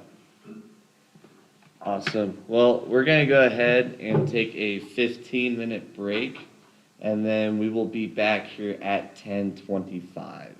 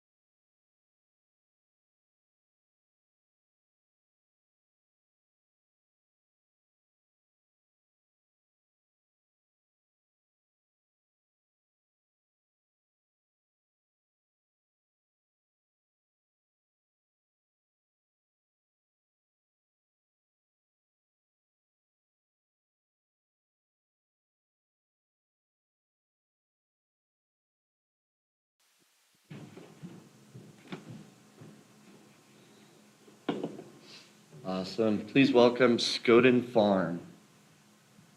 Yas Kira McCabe Nisha. Good morning, everyone. My name is Kira McCabe, and I'm the founder of Skoden Farms, a Diné women-owned agricultural business that is committed to traditional food systems and creating lasting impact in indigenous communities. Our product is a 6-ounce resealable bag of blue corn granola. It meets both nutritional needs and indigenous values. We're deeply rooted in sustainability, food sovereignty, and economic empowerment. The need for culturally appropriate, healthy food is urgent, as many indigenous families face high rates of food insecurity. This results in families having to rely on processed foods, which are very unhealthy, that will contribute to diabetes, heart disease, and other chronic illnesses. At the same time, we're seeing a loss of traditional farming knowledge. This is generational knowledge, such as growing corn using indigenous practices. Skoden Farms address both of these issues by growing our own blue corn granola and creating a healthy, convenient snack that reconnects people with their heritage. Offers a solution, a powerful one, blue corn granola that is made from organic and vegan blue corn that is grown on Navajo Nation land, and specifically in Shiprock, New Mexico. So what got me into this agricultural field? 2 years ago, I was a farmer in training here at Fort Lewis College. And then I was wondering, how am I going to farm on tribal land? There's a lot of barriers that prevent young indigenous people from being able to pursue agriculture. So I decided to be part of the Farmer Residence Program at Biddy Baby Foods LLC, which teaches us the agricultural and especially entrepreneur skills to overcome all the barriers. So for Skoden Farms, I was taught how to grow it, how to process it, and package it ourselves. In year 1, we plan to distribute to food banks and food pantries to reach the communities that are most in need. We also plan to empower youth through our farm internship program. Through our program, we're helping train the next generation of indigenous farmers, while teaching one how to manage their own mental health and offering career development in regenerative agriculture. I want to say that it's especially important to teach individuals how to manage their own mental health, especially as an entrepreneur. You have to balance your personal life and your business life. So what makes Skoden Farms different is not just our product, it's our purpose. We're a socially driven company that is founded by myself, an indigenous woman who has deep roots in the community. We integrate cultural teachings and practices into our farming, and every bag of granola represents a step towards food sovereignty. While major brands like Valley and Nature Valley and Kind, they market to health-conscious consumers, none are centering indigenous identity, education, and sustainability like we do. Our work isn't extractive, it's restorative. Our product is designed to reach a wide variety of customers. First, we would like to provide to indigenous families and children. This is done through food boxes and school partnerships, and I'm very grateful to be a part of the New Mexico Approved Supplier Program.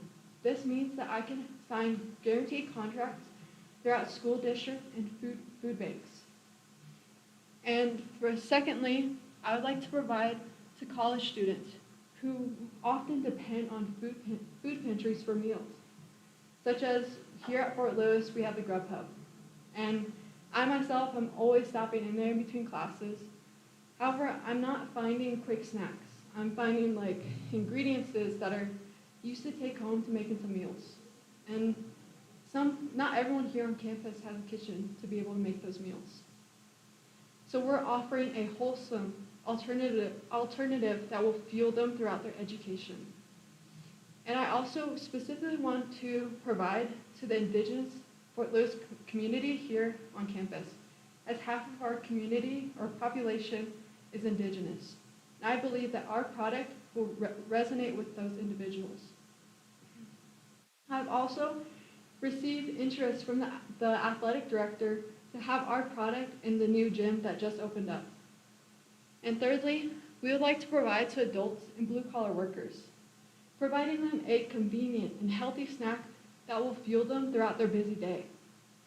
And finally, we would like to provide to non-Indigenous health-conscious consumers. These customers, they love sustainability and they love supporting local businesses. What unites all of these segments is a need for easy, nutrient-rich, and culturally aligned food. The organic snack market is growing rapidly, expected to reach $6.4 billion by 2027. This growth is driven by an increased demand for clean label products, and Skoden Farms is positioned to enter this market with a unique cultural edge. In year one, we plan to sell 2,500 bags to generate $20,000 in revenue. We're selling each unit at $8 per bag, and our cost of goods is $4.50 per bag. So we're retaining a strong profit margin. In year two, we plan to sell 3,000 bags to generate $24,000 in revenue. And then by year 5, we plan to expand our retail partnerships, aimed to selling 10,000 bags. Will generate $80,000 in revenue. This steady growth model will ensure financial sustainability while maximizing community impact. In the first year, we're planning on partnering directly with food banks, school programs, and college pantries to reach those that are most in need, as I've said before. And in phase 2, we're focusing on brand development. We're building awareness through community events, social media storytelling, and partnering with local influencers. And one person that I've already started to build a relationship is Tumbleweed Nutrition. She's a Navajo nutritionist, and I would love to put on workshops here at Fort Lewis for the students. In phase 3, we plan to expand into retail, first at the farmers markets here in Durango, and then into the regional food stores. Now let's get into the team behind Skoden Farm. As the common saying is, teamwork makes the dream work. So let's get started. I am the founder and a Diné woman with experience in social work and sustainable agriculture. My background will give me the insight in both the cultural and structural challenges our communities face. I'm supported by 2 farm interns at Fort Lewis College who are pursuing their Regenerative Food System certificate. They're learning how to grow, process, distribute these foods through mentorship and career support. We're also going to be bringing on an accountant to manage compliance and reporting. This small but mighty team is dedicated, community-driven, and ready to scale Skoden Farm. So let's get into the milestones. We've already made some progress. So far, we have signed land lease agreements, completed early product testing of our granola recipe. We've drafted packaging design and tested the product with community members to gather feedback on taste, texture, and price. We've secured initial partnerships with food banks to begin distribution, and we've confirmed access to a commercial kitchen for the production process. In year 1, we plan to grow 6 to 8 acres of blue corn, and then refine the recipe, and then process and finalize the packaging to reach our ultimate goal of delivering 2,500 bags to food banks and pantries. This will allow us to lay the foundation for our success and provide funds to keep reinvesting into the next year. To bring Skoden Farms to market and break even in the first year, we're seeking $20,000 in startup capital. Well, you might be thinking, it's kind of ambitious to say you're going to break even in the first year.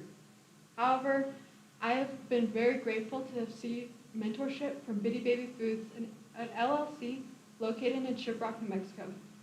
They're a corn farm that is offering baby food to the indigenous community. And in year 5, they're already projecting 6 figures. So with these funds, we'll be covering packaging and labeling for our 6-ounce granola bags. It will also be used for commercial kitchens, for the processing, farming supplies and transportation costs, and finally, the salary for the seasonal accountant. And the intern stipends, I plan to work with the Career Center here at Fort Lewis College or other departments to try to seek funding. And Plan B would be working with the Native American Agricultural Fund that offers funds for internships. I've already begun to partner with them and build that relationship, and they've also said that I can send my interns to their conference free of charge. That means free room, free conference fees. So with this investment, we'll be launching our first production cycle, reach underserved communities, and creating new pathways for indigenous youth in agriculture. Judges, if you give me $10,000 to go towards startup costs, I will build a business that will break even in the first year. I will be able to generate over $80,000 in annual revenue by year 5. More importantly, you'll be investing in indigenous food sovereignty, youth education, and long-term community wellness. And I want to close out by saying, Skoden Farms isn't just about snacks. We're about changing systems by making waves to growing culturally meaningful foods, preserving tradition, and improving public health and investing into our youth. Every bag of granola we produce represents connection, resilience, and healing. Together, we can reclaim food sovereignty and build a healthier future for indigenous communities.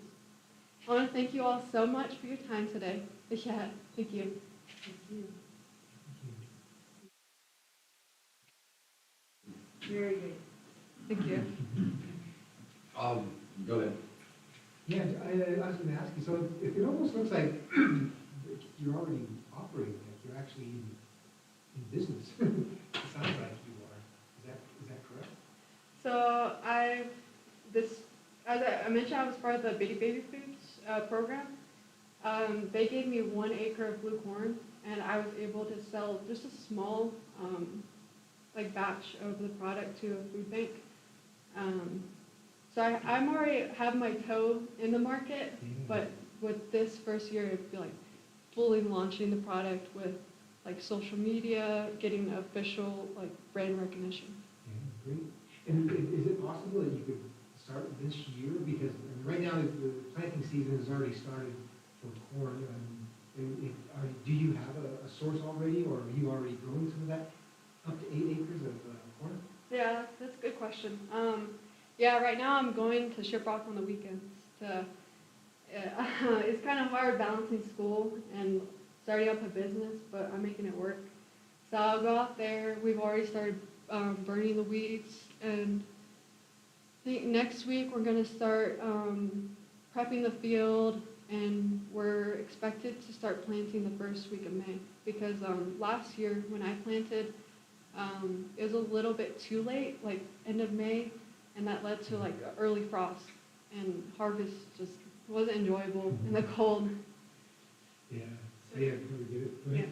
So that leads me to the next one. What has been your biggest challenge, and how have you overcome that challenge, the biggest obstacle you faced so far in launching this? I want to say I'm pretty grateful to have Bitty Baby Foods as a mentor that are already in the field. So they've been able to help me overcome a lot of the barriers. I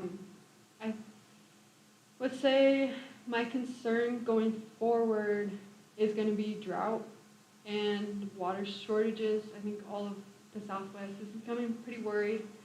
I plan on combating this by, I have a water tank, like a big one that's on a truck, and I plan on putting that one onto a trailer to bring the water to the field.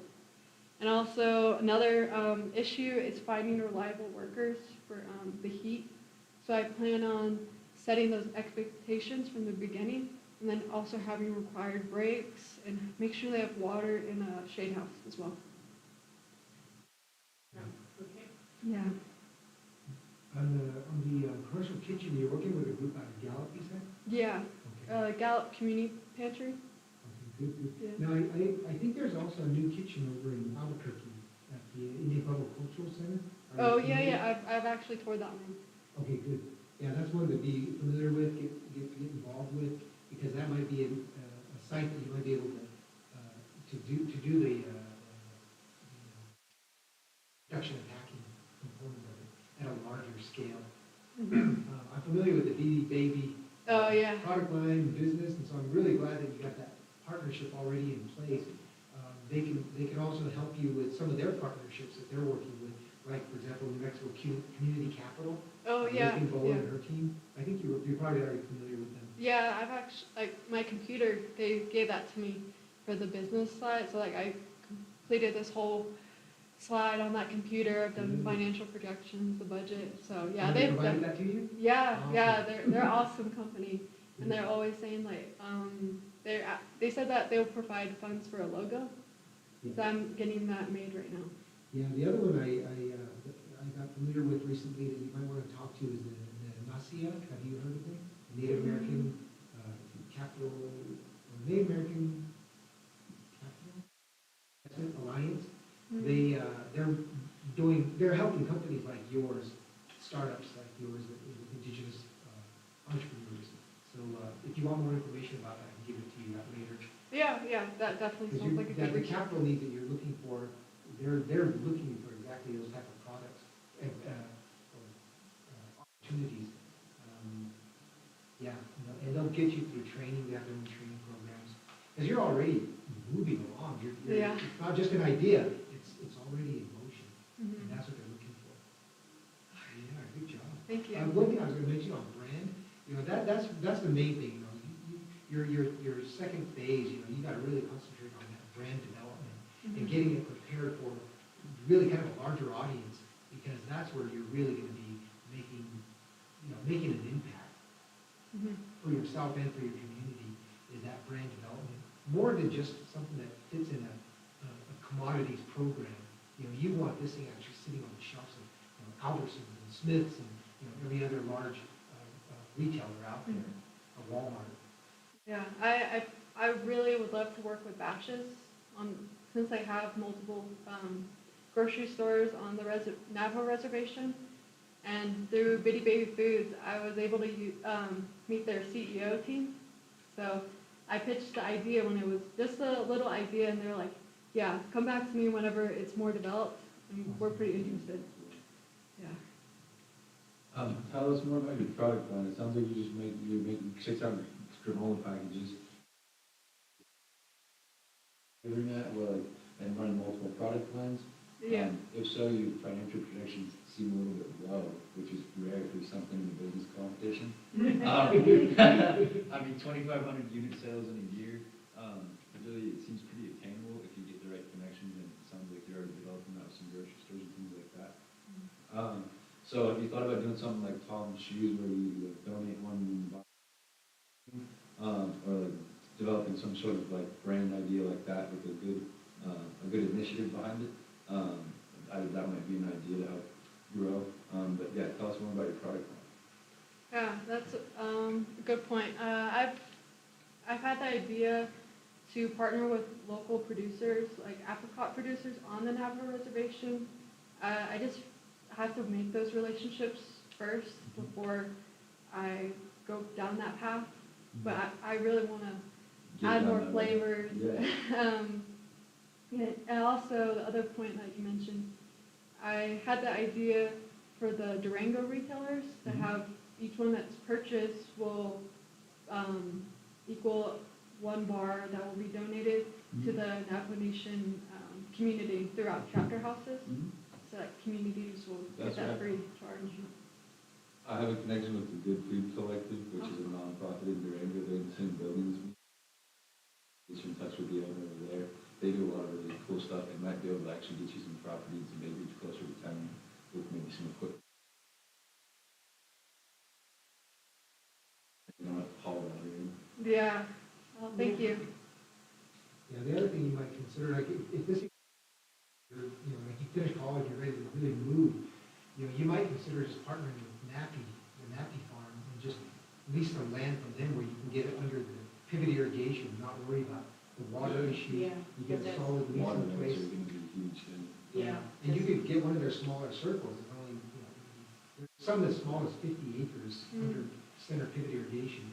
They could happily, you know, lease you that thing for, you know, a reasonable rate. And most of the time, you won't have to pay till you sell your product. In my leased on acreage operations, when we used to lease out pasture land and things like that, we would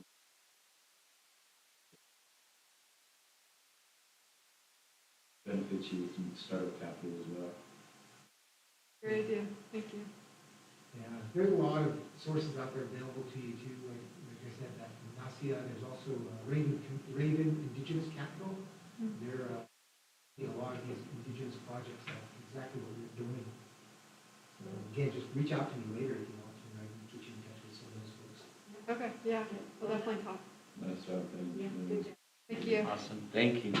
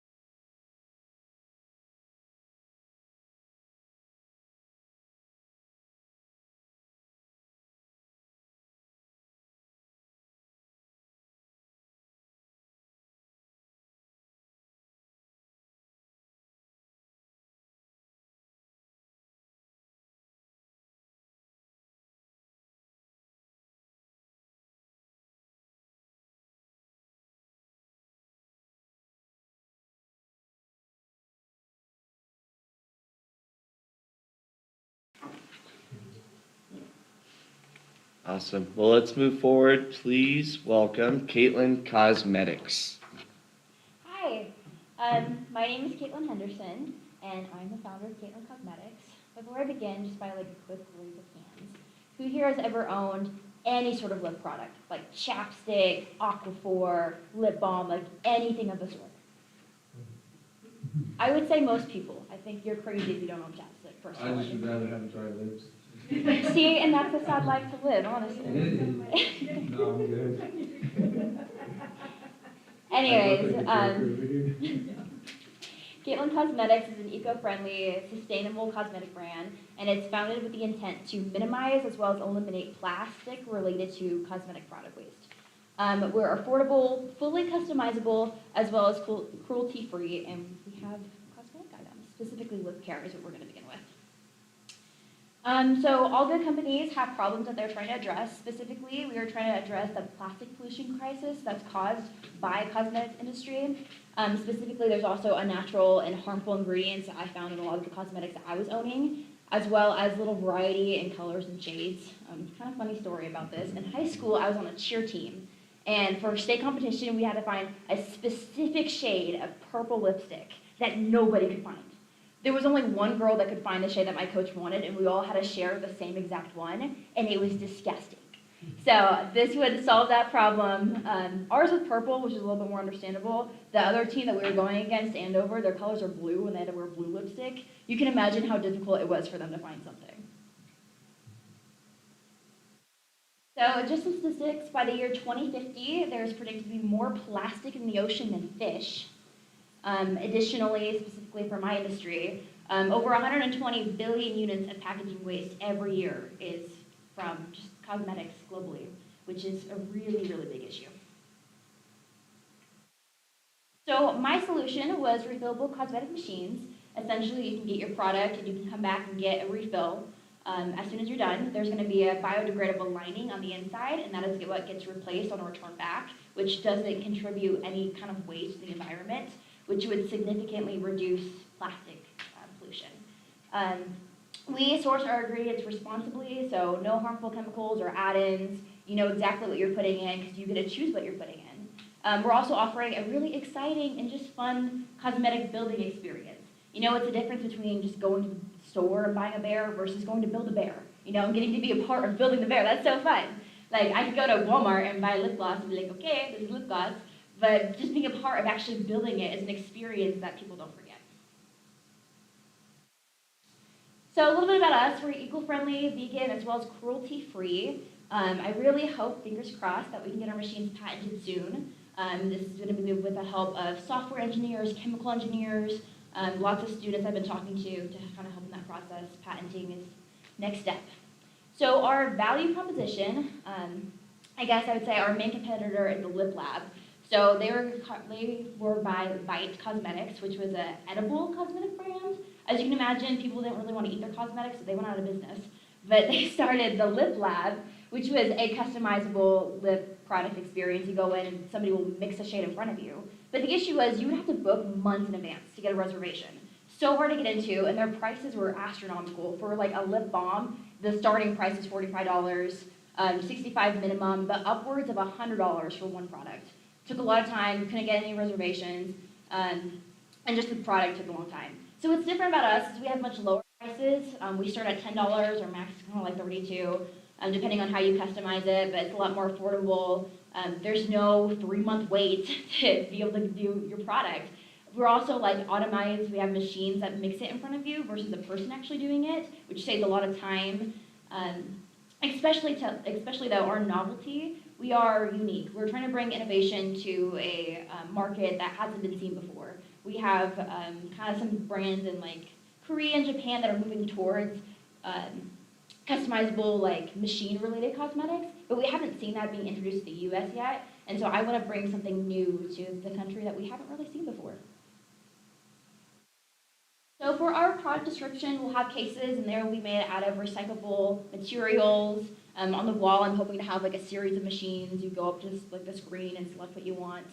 And then the machine, you insert your case, it'll move up, and then on the screen, you can kind of tap what you need, what you want. Just there is kind of a diagram of the lining on the inside and how that's supposed to work. I have the Subway menu pulled up, funny enough. In Kansas, we had a similar thing where like in the Subway drive-thru, you can go and there's a screen. And then from there, you can choose to do one of the pre-made options, or you can choose to build your own. And in our company, it's the same exact thing. So you can choose a pre-made option that's either like year-round products, or like seasonal products, or like a certain lip gloss that's like peppermint flavored, that's discounted in the month of like January, you know? So you can do a pre-made product, or you can do an option to build your own.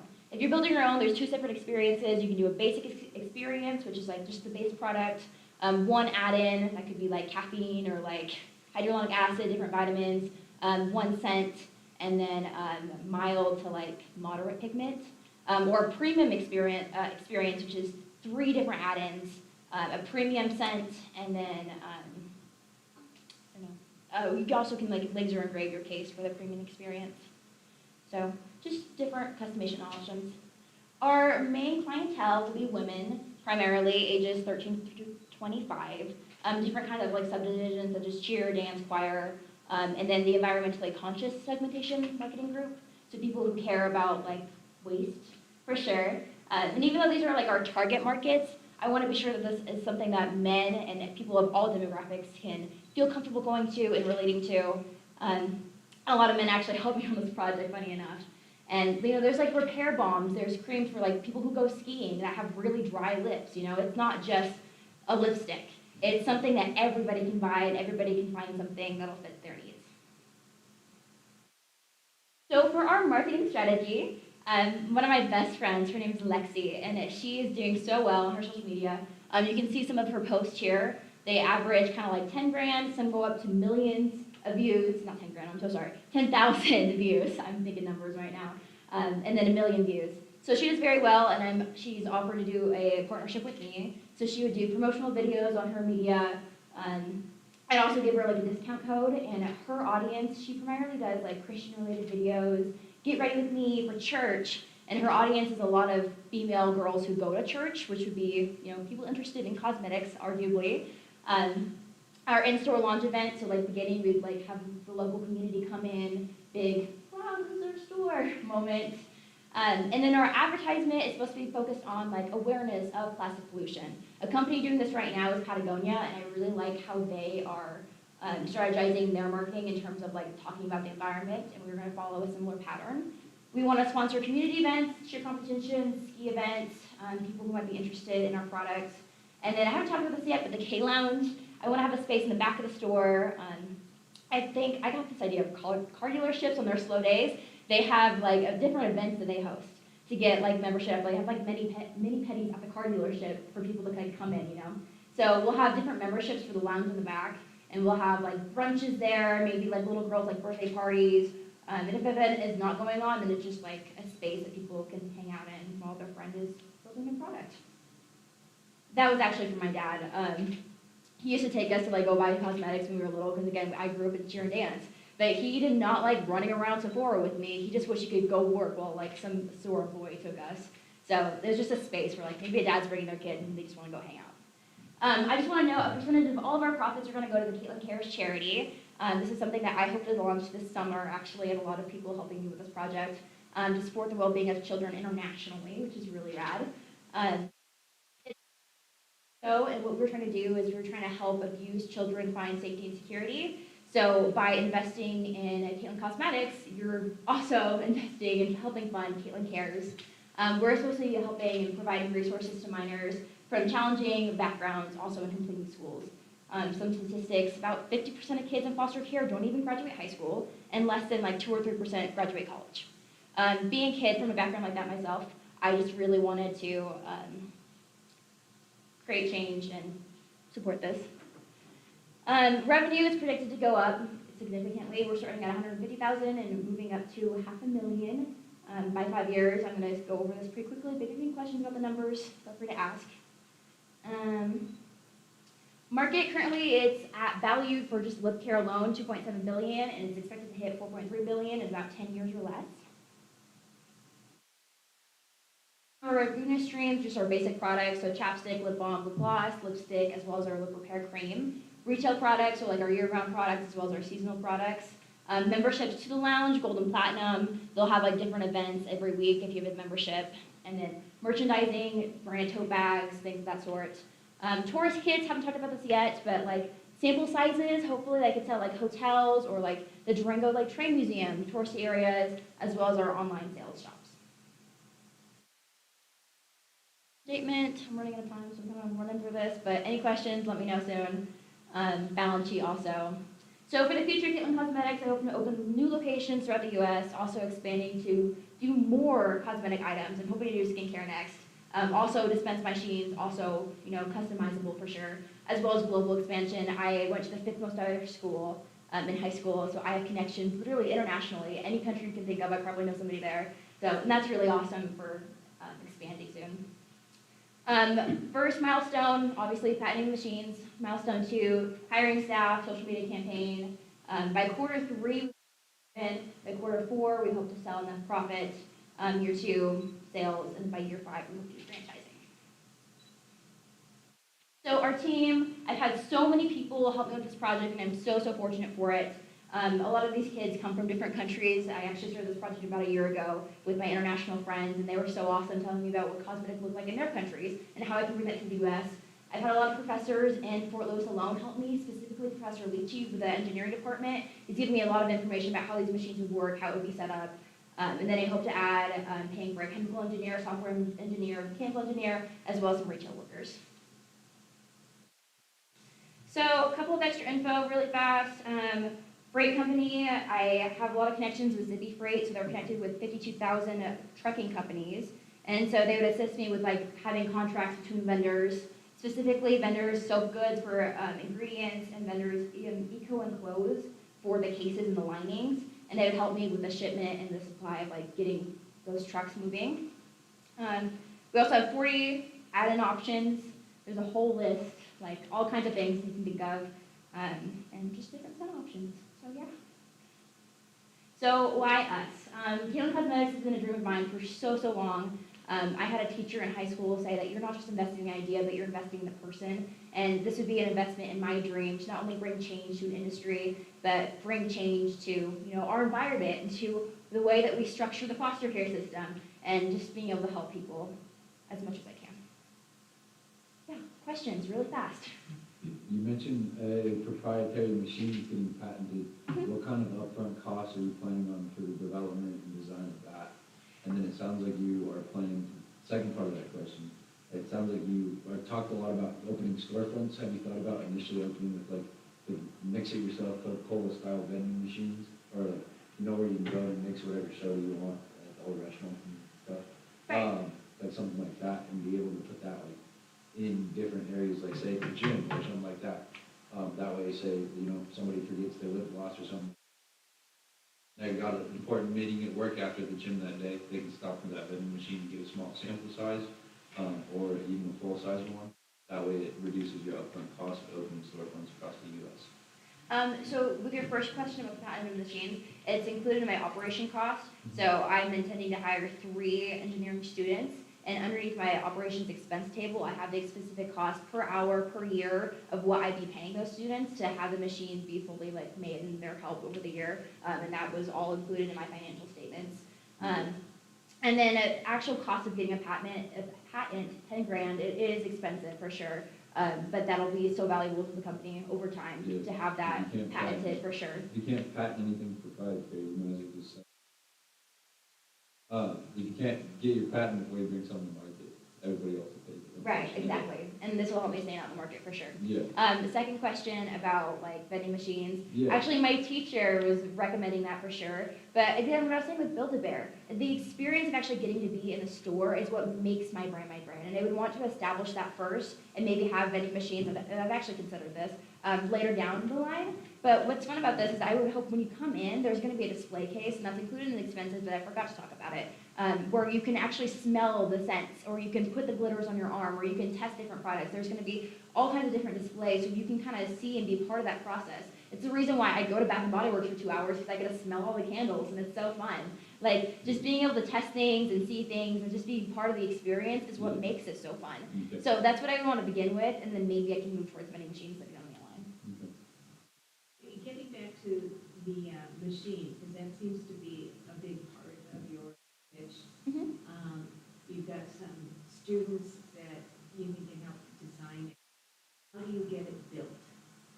So again, I've talked to mechanical engineers, people who are part of this industry for sure. So once you get a understanding of, okay, this is what it's going to look like, this is what it's going to operate like, a lot of research goes into the actual design of it, which I've begun, but I just need to continue doing that.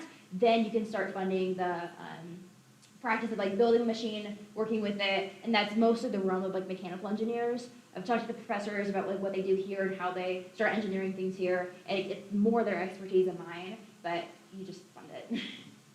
As someone who gets in the fabrication and development industry, that wouldn't be a mechanical engineering side of things. You'd be outsourcing that to an independent fabrication facility.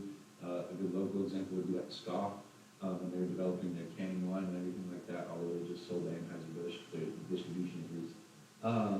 They ended up opening an in-house fabrication facility and patented all their designs themselves for their canning and brewing operations.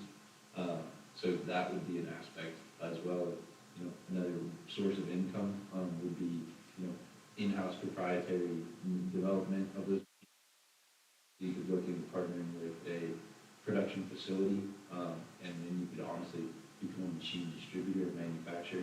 Sell it to L'Oreal, I don't know all the brands in that industry at all. Sure. But something like that, and that would be a way to scale it, and you could have your own makeup line as well. But then you could scale it and sell your machine and make good money. Right, because in reading your business plan, that's what I found was, and that's what I remember about it, having read it a week ago, that this machine, and I used to work for a company that made the machines for other companies, like like they made the machines that created the packaging for Frito-Lay. And that is a huge manufacturing facility, because the machines are huge, and they're very specialized and have to be calibrated. And so I don't know how many of those companies exist. You know, they made the machines to make the John Deere machines. So, you know, the machines to make the machines, and that's what I see here is the machines to make the product. And then you would need to have some partnership with an organization such as that. So on the machine that you're talking about, having built, is that something you put the machine in the store, in each store? Yeah, so again, it just depends on the actual like logistics of like how it would be built. I would need a lot more information after partnering with different kinds of engineers just for the actual like design first. So before even building it, you have to get the design patented, and that's what I intend to do first. If it's not too costly, I hope to have a series like kind of on the wall, just to have like multiple machines. Or if it's very costly, then what I would want to have is like different screens where you can kind of order. I like to think like when you're like getting paint at a store, and you get the like color that you want from the wall, and then the person in the back, you put the number in, and it gets you the exact color that you want. Something like that. So at this, you could go and order what you want, maybe get a scannable code, maybe get a number, bring it to the back, and the person employed could put it in the one machine if it was that costly, and then you could watch it being mixed in front of you. So kind of operating costs would be the storefront location, employees, long-term and short-term would be development and design of machine and testing, product testing, things like that. Yeah. And once you got your machine developed, you'd start looking at the storefront property and brick and mortar kind of stuff? Okay. And how do you plan to combat the internet sales of online cosmetics and stuff like that? I know Sephora and things like that exist. It sounds like you're talking maybe about lip products. I know Sephora sells, how. Right. Do you plan on, after the design of the machine is done, do you plan on bringing more products to market in order to support the whole storefront? Or would you base the whole storefront on just the one product? So initially, I would do a storefront just for the one product. And again, this is not unheard of. The Lip Lab is doing it, and it's not one product, it's the line of lip care products. Yeah. There's a handful of products, and they do have different purposes for sure. And it also meets a wide range of customer needs and customer types. The Lip Lab is doing exceptionally well, but it's just so difficult, and it's a different part of the market that I would be targeting with what I'm doing in the automation process. So initially, I would want it to be a lip care, and then depending on the success of that, I would love to invest into, like I said, like skincare or different kinds of cosmetic lines. I was also thinking, you know, depending on how the brand is actually doing, if I could get just a machine in Sephora or a machine in Ulta, where you go in and like, oh, you know, I see this, what is this, and then you can like build it there also. That would be ideal.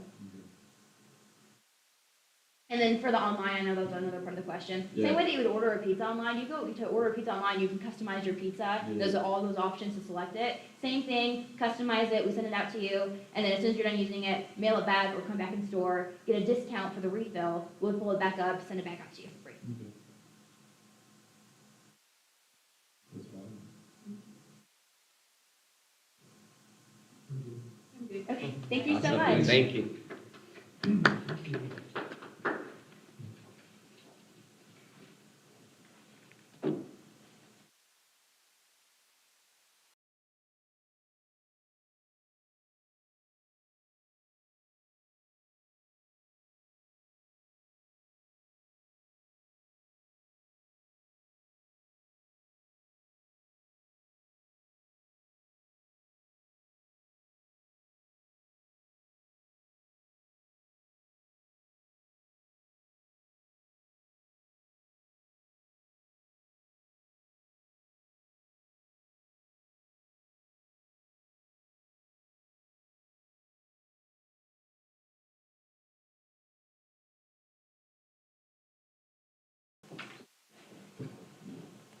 Clickers all good to go.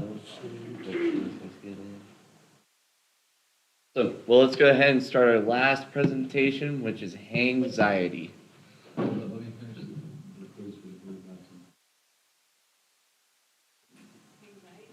Yeah.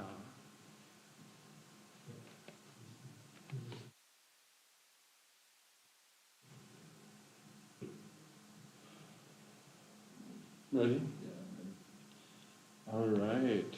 Well, I heard that they're saved the best for last, so I'm Khalil Ballinger. I'm here with Hangxiety app, and we're a nightlife safety app that is going to be mostly for young adults. There's a lot of safety apps out there right now, but none of them are really targeted towards young college students or people that go out at night and are social at night. And so I'm really trying to find something that'll fix that gap. And so I just wanted, before I get into it, I want to start with a little bit of a story to show you guys like why I'm doing this. And so over here, I've actually been connected to Fort Lewis since I was a little baby. My dad was coming here, and I grew up hearing a bunch of stories about Fort Lewis and all these experiences that he was having and amazing adventures. And the main thing that stayed constant through all of his stories was friends.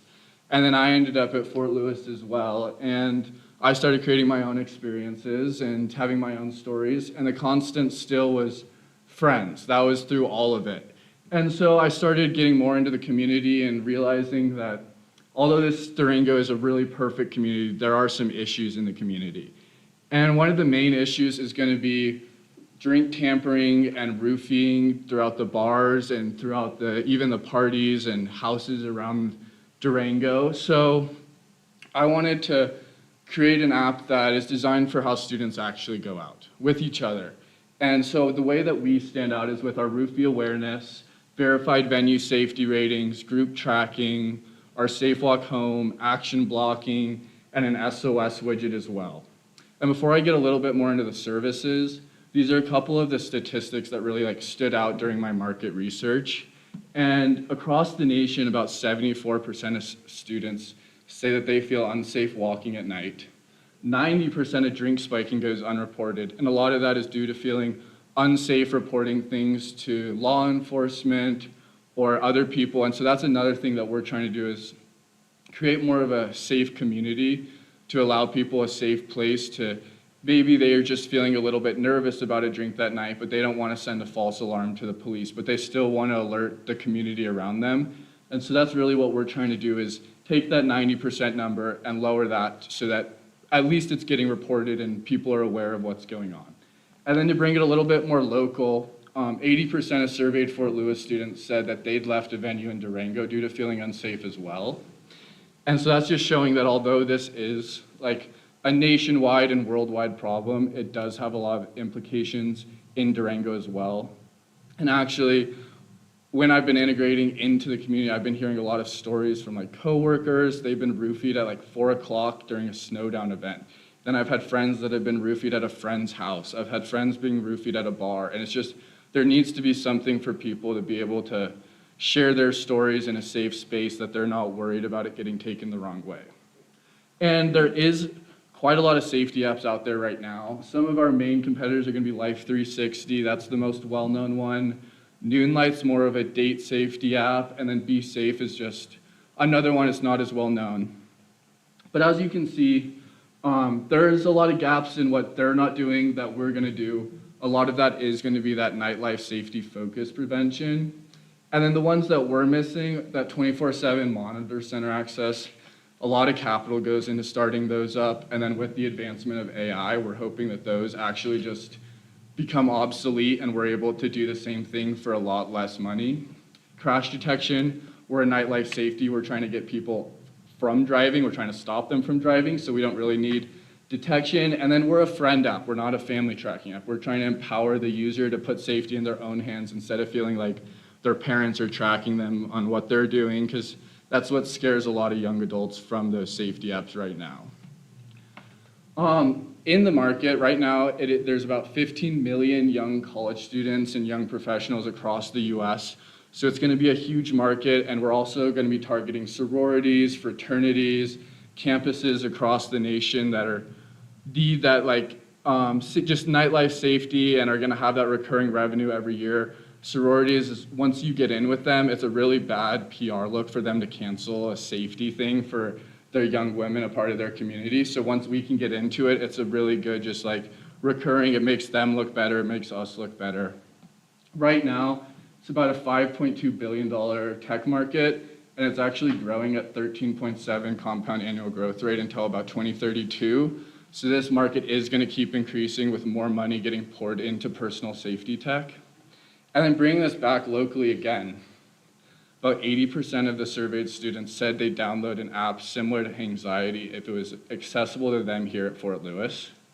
And so that's bringing us into one of our first major launch things is we want to partner with Fort Lewis in the upcoming semesters to get some beta testing out there, be able to get Fort Lewis on the map and they're like a safe campus, and be able to test our own MVP and make sure that it's working across a local area that we know really well. And so that brings me into our business model. We are going to start as a freemium app, have a free product to bring everyone in. Once they like it enough, it's going to be a $3.99 a month. The way we did that is a lot of the safety apps out right now are about $4.99 and above per month for their pricing. And so we want it to be just a little bit of a cheaper option to be able to show that we're worth it for everybody and that we should be the one they choose. Take away any kind of wish-washy feelings about which app they should choose. For those free users, we're using an industry standard conversion rate on the ads for free users, which is going to be about 20 cents a month per user. We do have some B2B as well as B2C. A lot of our B2B is going to be partnering with venues across the country and in Durango to be able to give them access to all the data we're collecting about their venue safety. And just like if someone gets roofied at the ranch on like 9 o'clock on a Saturday, they're gonna wanna know that so that they can then go and figure out the problems, and they come to us and we have what's called a Hangxiety certification. We'd go in, teach their staff how to be aware of what drink tampering looks like, be able to adjust their cameras to better angles in the restaurant to be able to have better views of the bar counter, and then have like a little plaque that goes outside by the bouncer to kind of hopefully deter other people from then trying to repeat the drink tampering at this location. Affiliate revenue, I'm gonna get more of that into our exit strategy, but our break even is gonna be around month 14. Based on our projections, month 14 is going to be a little bit after year one. We're hoping to end year one with about 20,000 users, which might seem like a pretty big number at first, but we're hoping to start with a beta launch at Fort Lewis, which would be 1,000 to 2,000 students. And after a semester or two here, expand to Mesa, Metro, CSU Pueblo, and a bunch of those other schools across Colorado that have need for nightlife safety and want to get themselves ahead of the track on campus safety and geofencing. And there's a lot of advancement on safety technology right now, and so it's very important to jump the curve and be able to get these campuses safe across the board. Running down, our B2B is going to be projected about 50 and then 100 venues, 200 venues. That's $75 a month times 12 months a year. Our totals down here for the first 3 years. In just revenue, we're hoping by the end of year 3, we're going to be on track to moving on to our acquisition plan. And before I get into the acquisition plan, I just want to show you guys a little bit what the app really is and what we've been working on, what we hope to see. So this is our original vision board. We have our free features down here, which is going to be our SOS widget, real-time alert tracking. So one of my mentors, Liz Midas, she actually started a safety app in about 2010 called MyForce. And one of the big reasons she had a close friend who moved to Colorado, and she ended up being stalked by an ex. And when she was walking out of work one day, there was a note on her car that just told her that he was in the parking lot. And she kind of just knew he was there. She didn't know what she could do. She couldn't call anyone, and she just had to run. And she got lucky that she found an open door and made it in safely. But situations like that really showcase how when you're in a moment of panic, you can't tell people where you are, even if it's a very recognizable place like your work's parking lot. It's hard for you to explain to other people where you are. And so you need this real-time location tracking and a little button that you can send an alert to people you trust very easily. The Know Your Drink is going to be that roofie features across town. We have our action blocking, safety groups, which is going to be that community group awareness, and our Safe Walk Home, which is going to be showing people their best options on how to get home, whether it's the most well-lit, the most public walk home, the shortest walk home, and all of the above on those. And so those are our goals of what we want to get to. This is an app. I'm not a coder, but I have been working on it myself to try and get a product for you guys to be able to see that I've been working on it. So we have our loading screen and onboarding that we've been starting over there. We've actually got a bunch of Apple Map integration in our group and our safety walks. And then we do have a loading screen as well. I've been doing all of this with myself and the help of Claude AI and their coding progress. And so a lot of this Hawk Tank ask is actually going to be trying to get that minimum viable product out for Fort Lewis in the beta testing so that we can do. And so this 10K is going to be going to a lot of app development, whether it's going to be bringing on some other students from the computer science program, finding some local freelance developers to work with me and expand on the product that I've already started developing. This 10K, we have a 75K seed round for our full initial seed usage, but I wanted to follow the Hawk Tank rules and not get started with that before I came here. So if you guys do want to ask a little bit more about that money specifically, feel free to ask at the end. And then our go-to-market strategy.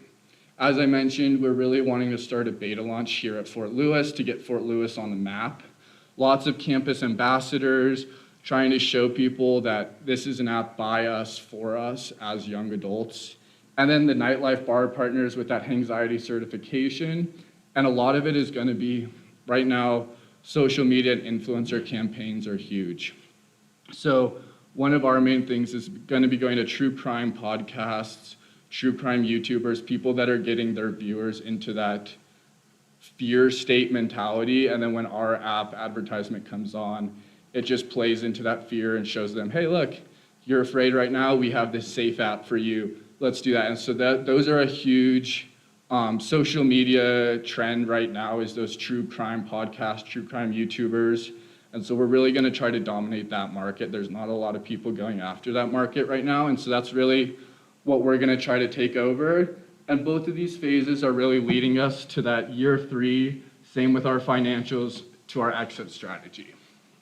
The overall goal of this is to do an anti-DUI campaign partnering with Uber, Lyft to stop drunk driving across the nation.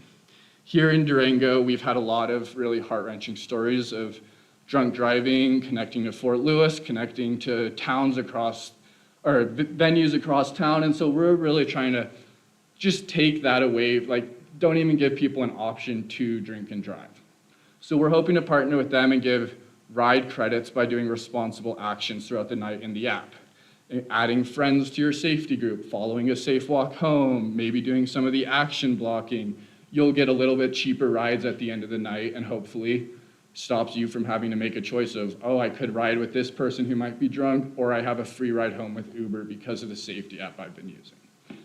So that's our final goal, is to be able to partner with Uber, Lyft in an anti-drunk driving, and hopefully by year 5 or 7, sell to them for a valuation of 100 to 300 million and be the #1 nightlife safety app for campuses, sororities, venues, and against drunk driving. And so then it's got to take a little bit of time to say thank you for everybody that's helped me out through this whole process. Liz, as I mentioned, she's been showing me the importance of what makes a safety app stand out. And one of the things she really told me was that education and empowering the user of their own safety is one of the key things. So our onboarding process is going to be a lot of educating the user on exactly how to use our app in what situations and showing them that the app is for them to put their own safety in their own hands, and it's not, say, a parent tracking them and trying to keep control of their safety. Creative Flow Advertising is a student-led marketing agency here at Fort Lewis. They've been helping me with a lot of the marketing and just product design and logo design, branding. And then everybody else, my dad's the top line who I mentioned at the beginning. He's actually been a huge inspiration to me through this whole project until, unfortunately, about 2 months ago, he got in like a life-altering car crash. And so I've finished this process kind of by myself, but his strength and inspiration through that past 2 months has really shown me like no matter what happens, you just got to push through and keep going with it. And so it's been hard to do it by myself at the end, but also a good recognition that no matter what gets thrown at you, you got to get through with your business. And so thank you. I just want to say thanks for coming, listening. I'm Anxiety App, and we're the app for a good night and a better tomorrow. Thank you so much.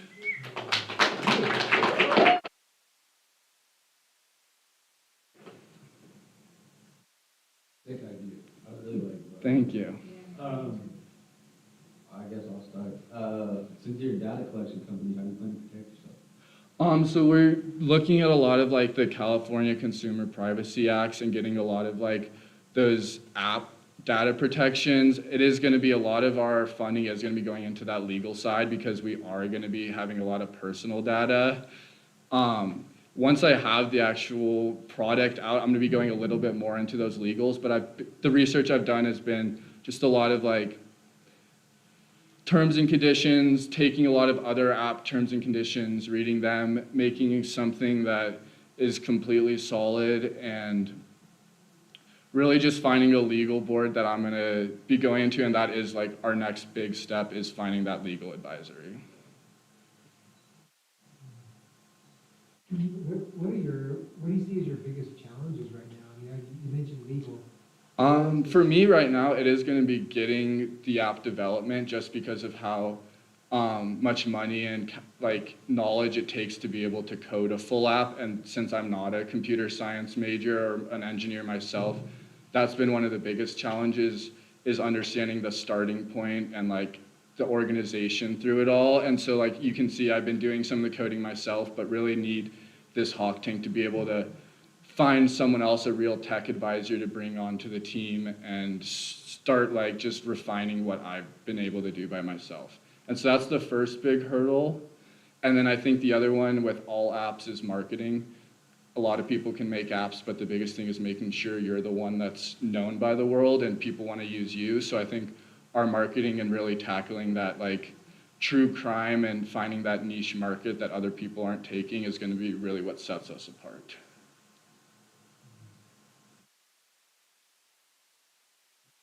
For your soft launch and your trial run here before, have you thought about like talking to the admissions team? Yeah, so that's what I'm like, you get a booklet and all that. That's what I'm hoping to do with Fort Lewis is give it to a bunch of like incoming freshmen as like an extra thing for the Fort to get out there for their own admissions is like, hey, if you come here, you get a free subscription to this nightlife safety app for your first year at the school. It's included with your admissions, and then that would go across campuses and could be a campus, like a nationwide campus thing, and that would be reoccurring revenue every year of all incoming freshmen are going to be able to get a free subscription to this, and it's going to really, I think, tap to parents of knowing they're sending their kids to a safer campus that's geo-fenced and has the admissions and faculty that really care about their kids' safety. What's been the reaction when you talk to businesses about collecting data? Like you've had so many of these, issues or events at your bar, but they haven't had them at their bar. How are they responding to that? And so I've been talking to the Roadhouse actually quite a bit about this, and they are huge proponents of this. They want to partner with us as soon as we have a product out there. What will set it apart is places that are getting hit by roofing or something. As soon as they pay, they have access to everything that's happening, and they can start establishing a plan to go away from that. Whereas right now, without this being out there, people in the community are just realizing this for themselves, but there's no like transparency with it, and people are just holding their experiences with themselves and not returning to these businesses. And so this is going to allow people to put this out without legal ramifications for the business and just kind of push the business to figure out their safety and take the next steps forward to go away from this. Because if the Roadhouse is having all this and the ranch is then making a bunch of money every weekend, the Roadhouse is going to want access to what's going to help them stay in competition with the ranch. Have you thought about partnering with certain venues to, per se, if they download the app and use it, they get a discount on a drink or something like that?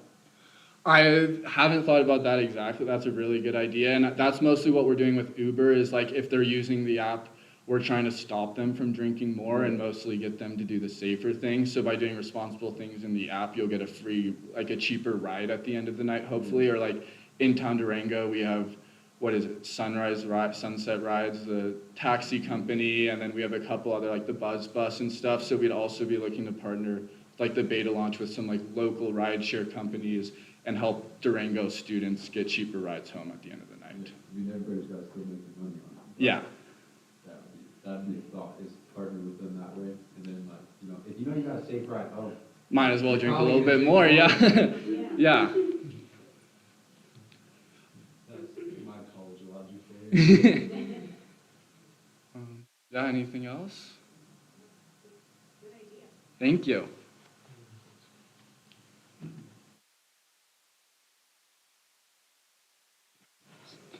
All right, well, thank you guys so much for listening, and I hope that you guys enjoyed it, and hope that it's a good enough idea for Durango. Yeah, of course.